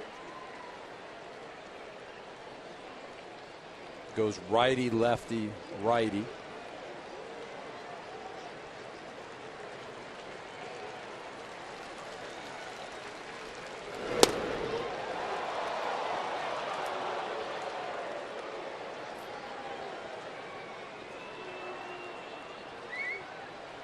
Season high for Hudson is 116 pitches. Right now he's at 112. All right, he won't hit in the bottom half. I'm just putting it out there. The 1-2 coming. Got him. What an effort for Tim Hudson today. No score, bottom 8.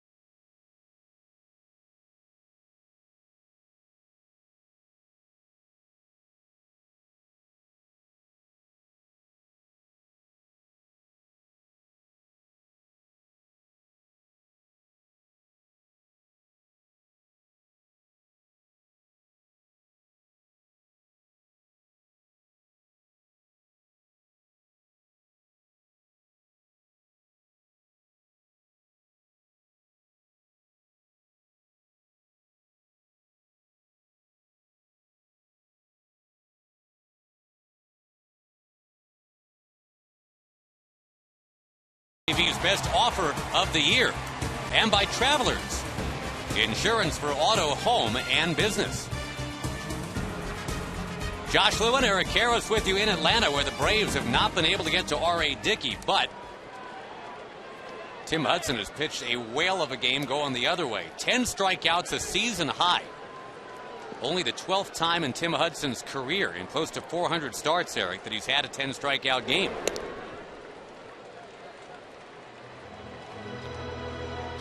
There's Huddy right there. He's got the jacket on, and as you correctly predicted, he will not hit this inning. Thank you. Hayward takes it's 2-1. Craig Kimbell's in the bullpen. Jose Constanza has come out on deck. And Hayward, who had a tremendous rookie season last year, just in terms of his batting eye, walked a ton for a young hitter. Well, he's got to be looking for a fastball. If it's not a fastball, do not swing. He does not swing, and he is on. R.A. Dickey in a scoreless game, bottom 8. Walks a guy hitting .220 to start this 8th inning.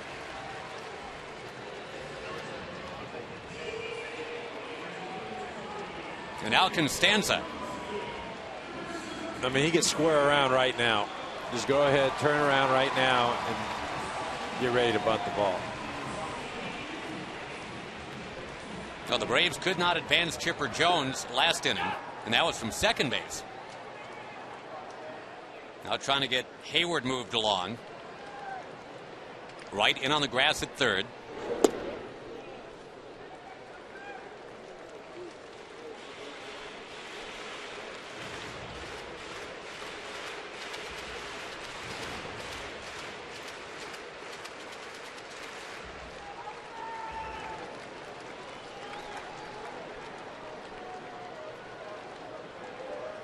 Ooh, that one in the dirt and picked by Evans. That would have been a heck of a way to get the man down to second.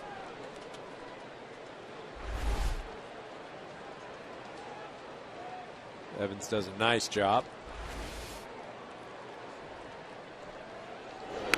There's the bunt, and it's a beaut. Dickey chucking up those knuckleballs to the plate. Had to throw a fastball to first. Up comes Michael Bourne. The other big game going on as we check a DirecTV game break. Evan Longoria comes through for the Rays at Fenway. 4-2 Tampa Bay now. Bottom 6 get every Major League Baseball game and the most in HD. Call 1-800-DirecTV.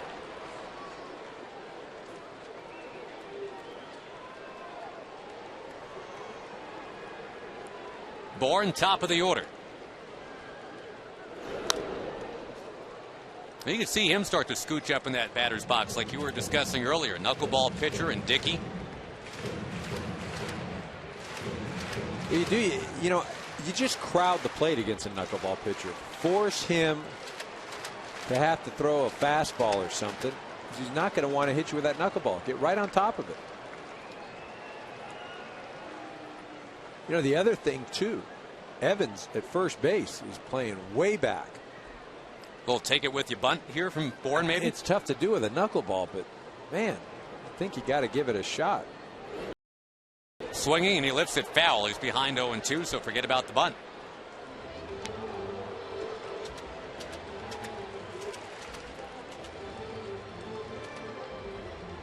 Since the beginning of June, nobody's had more hits in the National League than Michael Bourne. They're aching for a hit right here. Well, Michael Bourne, though, does have a propensity to strike out. 127 strikeouts coming into today's ball game. Picked another one up in the third.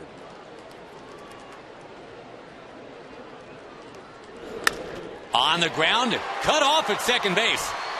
And Bourne flying down the line is out by a step. But there is a runner at third now. Well, Tejada, who couldn't come through with an RBI in the top of the 7th.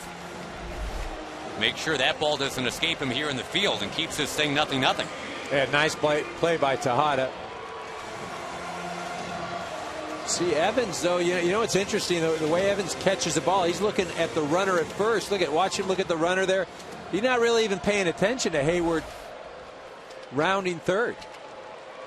One of those things that you're not going to do it, but you gamble and just keep running.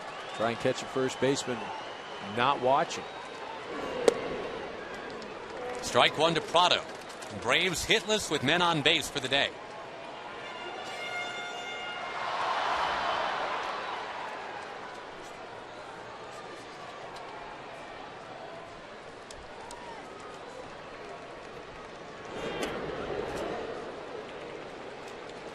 Didn't miss by much.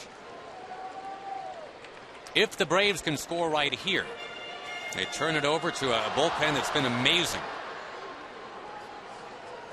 for a save and not just a continuation.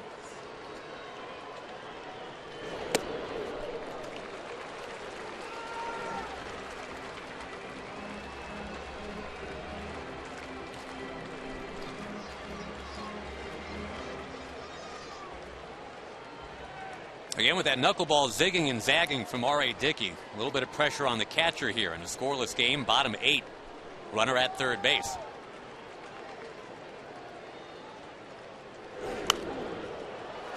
Prado just uncoiling after that one, but fouls it to make it 2-2.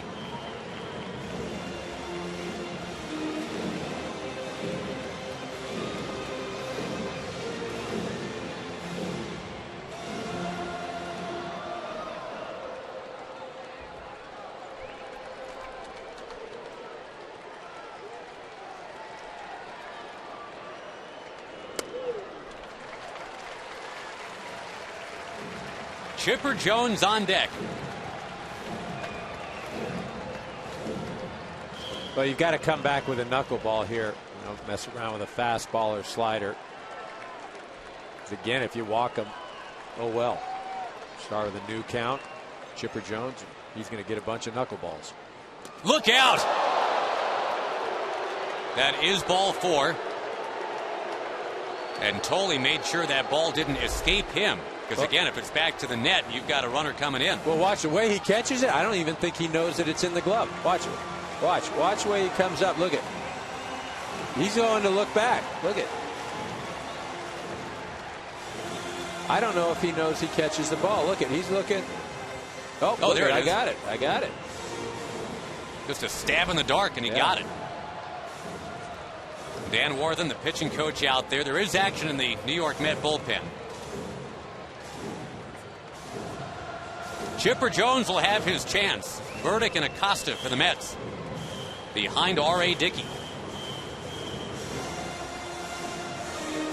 That's the first 4-walk game from Dickey since mid-April. But this is a 2-hit shutout that he's pitching in the bottom of the 8th inning.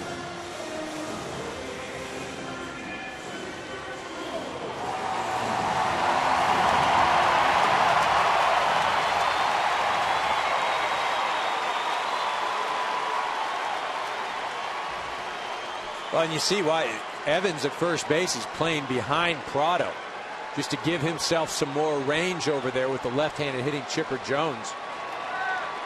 Basically inviting Prado to try to steal second.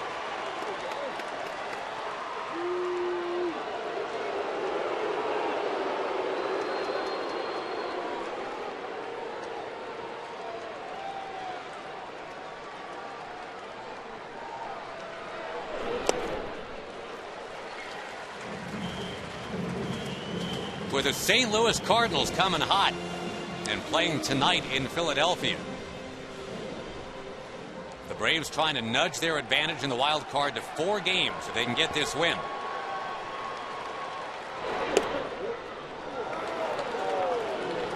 Dan Uggla's on deck, who, remember, has never had a hit against R.A. Dickey.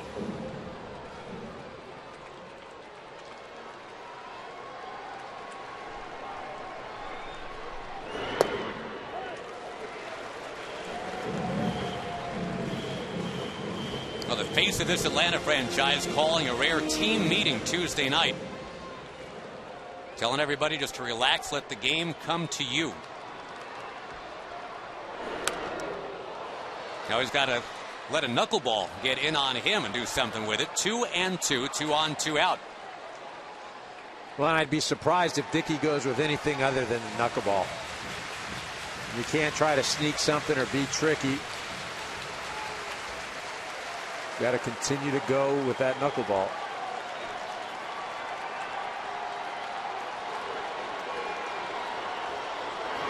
Chipper Jones takes it up the middle.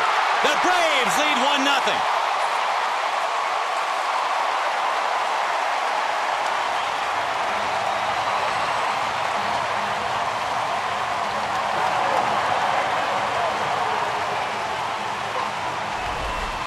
You know, now this is a difference between being a hitter and a swinger. You see him just punch that ball up the middle.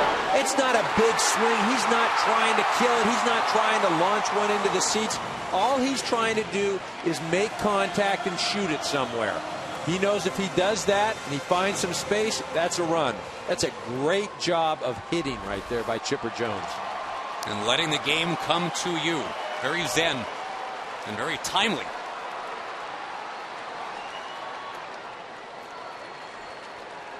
It took a while. It took until 2 outs in the bottom of the 8th inning for somebody to score.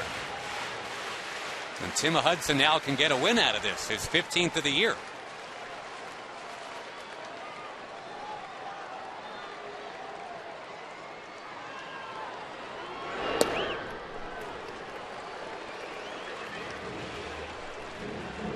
Dan Uggla is in the driver's seat right now. First and second, 2-0. Unless it's a fastball, do not swing at it.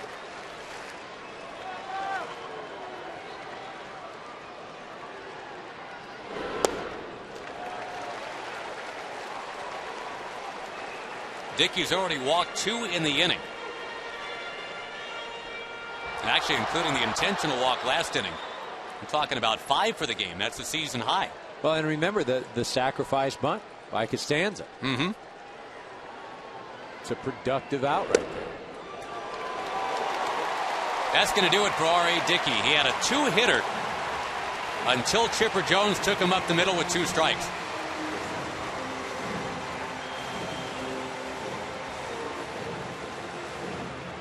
The Braves trying to hang on to the wild card spot. They've got a 1-0 lead.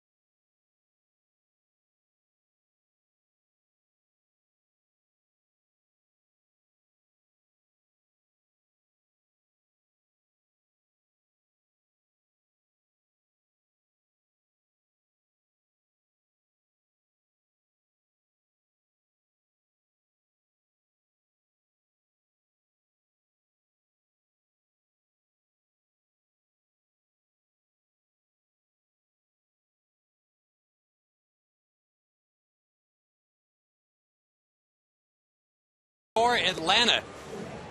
Trying to hang on, get into the postseason. Chipper Jones may have just helped out. There's only 10 games left after today. And breaking open a scoreless game just moments ago was Chipper Jones taking one up the middle on R.A. Dickey. Yeah, 2-strike pitch. He just shoots it right back up the middle. R.A. Dickey pitched a fantastic ball game. Saw the 6 walks. It's a career high. Douglas fired up right there. Well, Tim Hudson now can get a win. And Tim Burdick comes in to face Brian McCann. McCann only 1 for 9 against his lefty. Little insurance would suit them well. You got the 3, 4, 5 part of the order coming up in the 9th for the New York Mets.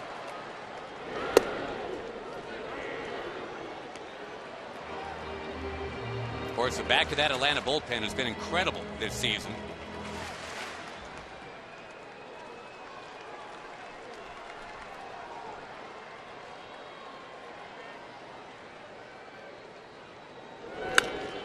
High fly ball should get the Mets out of the inning. And it will.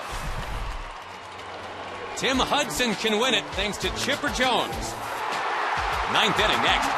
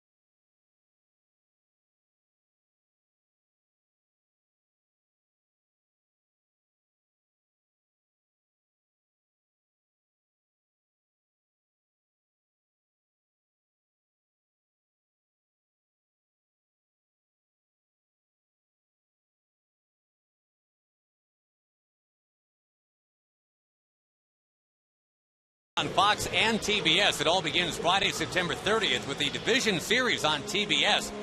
The Braves hoping to be part of that. 10 games left after this one. They lead 1-0 into the 9th. Getting that run in the bottom of the 8th with 2 out off the bat of Chipper Jones. Now here's David Wright against Craig Kimbell.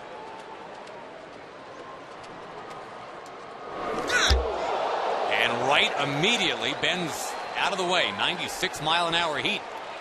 That's always pleasant as a hitter. You can get right in that box and the first pitch is up around your head. Not even close. I'll get your attention.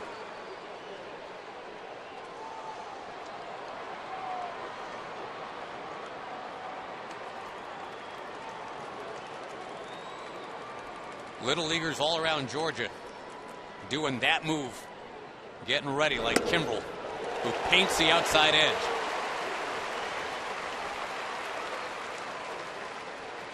Seeing as a hitter right there, you're going, look, the guy wasn't even close, and now you're going to give him a pitch on the corner. Blasting one in at 97 to go ahead 1-2.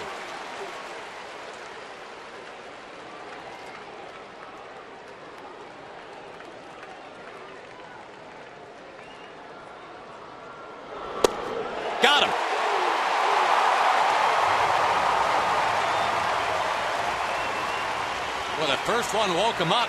Next three put him to sleep. Yeah, you know, that first pitch over his head, and then he paints with 2 strikes. That fastball in the outer part, and then this breaking pitch right on the inner half of the plate. You know, as a hitter, not much you can do with that sort of stuff. That's 11 strikeouts for the Braves pitchers today. Tim Hudson had the first 10.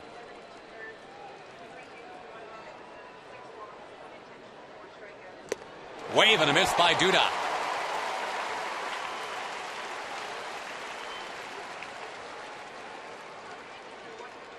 The Braves already have 3 1-0 wins this year. One of those by Tim Hudson, trying to get a second. Took something off, and it's outside.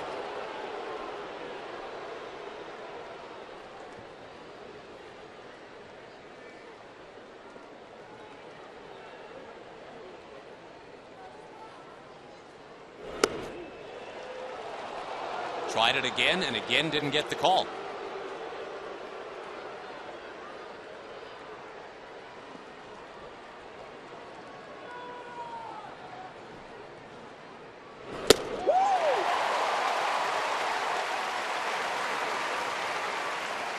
He got a 40-save season with 120 strikeouts for Kimbell already. And trying to put away Lucas Duda.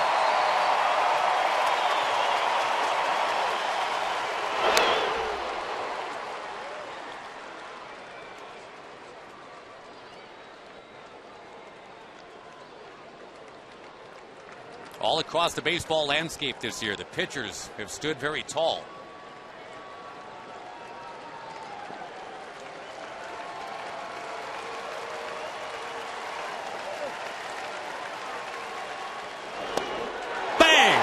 Two down.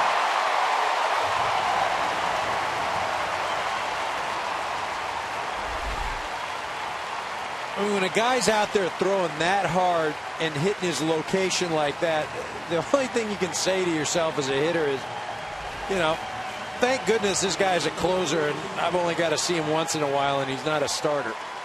That's just, there's nothing fun about that. Nothing fun. I don't care if you want to be a major leaguer, that's not fun. Jason Bay behind 0-1.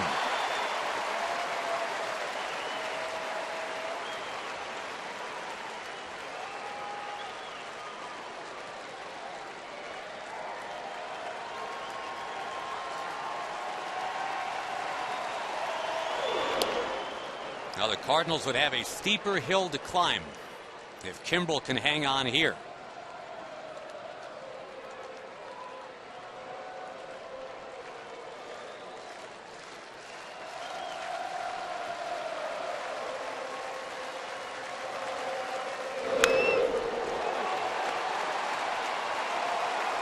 The last 3 hitters for the Mets have all struck out, all of them looking. I'm going to say with this guy's stuff, there's a pretty good chance of that happening for a 4th time.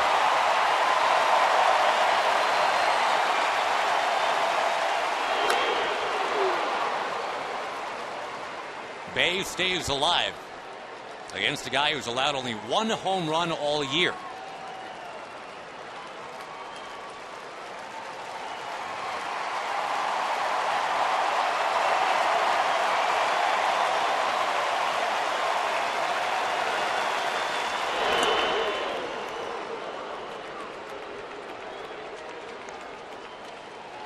A 10 strikeout game for Hudson, his first of the season.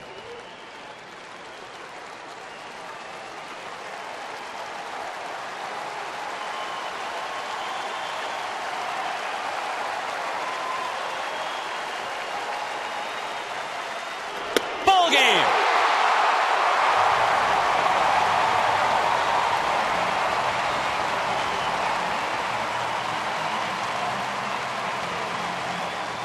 Pounded 12-2 yesterday. The Braves rebound with a 1-0 win this afternoon. They're up 4 now on the Cardinals. And we're back after a word from your local Fox station.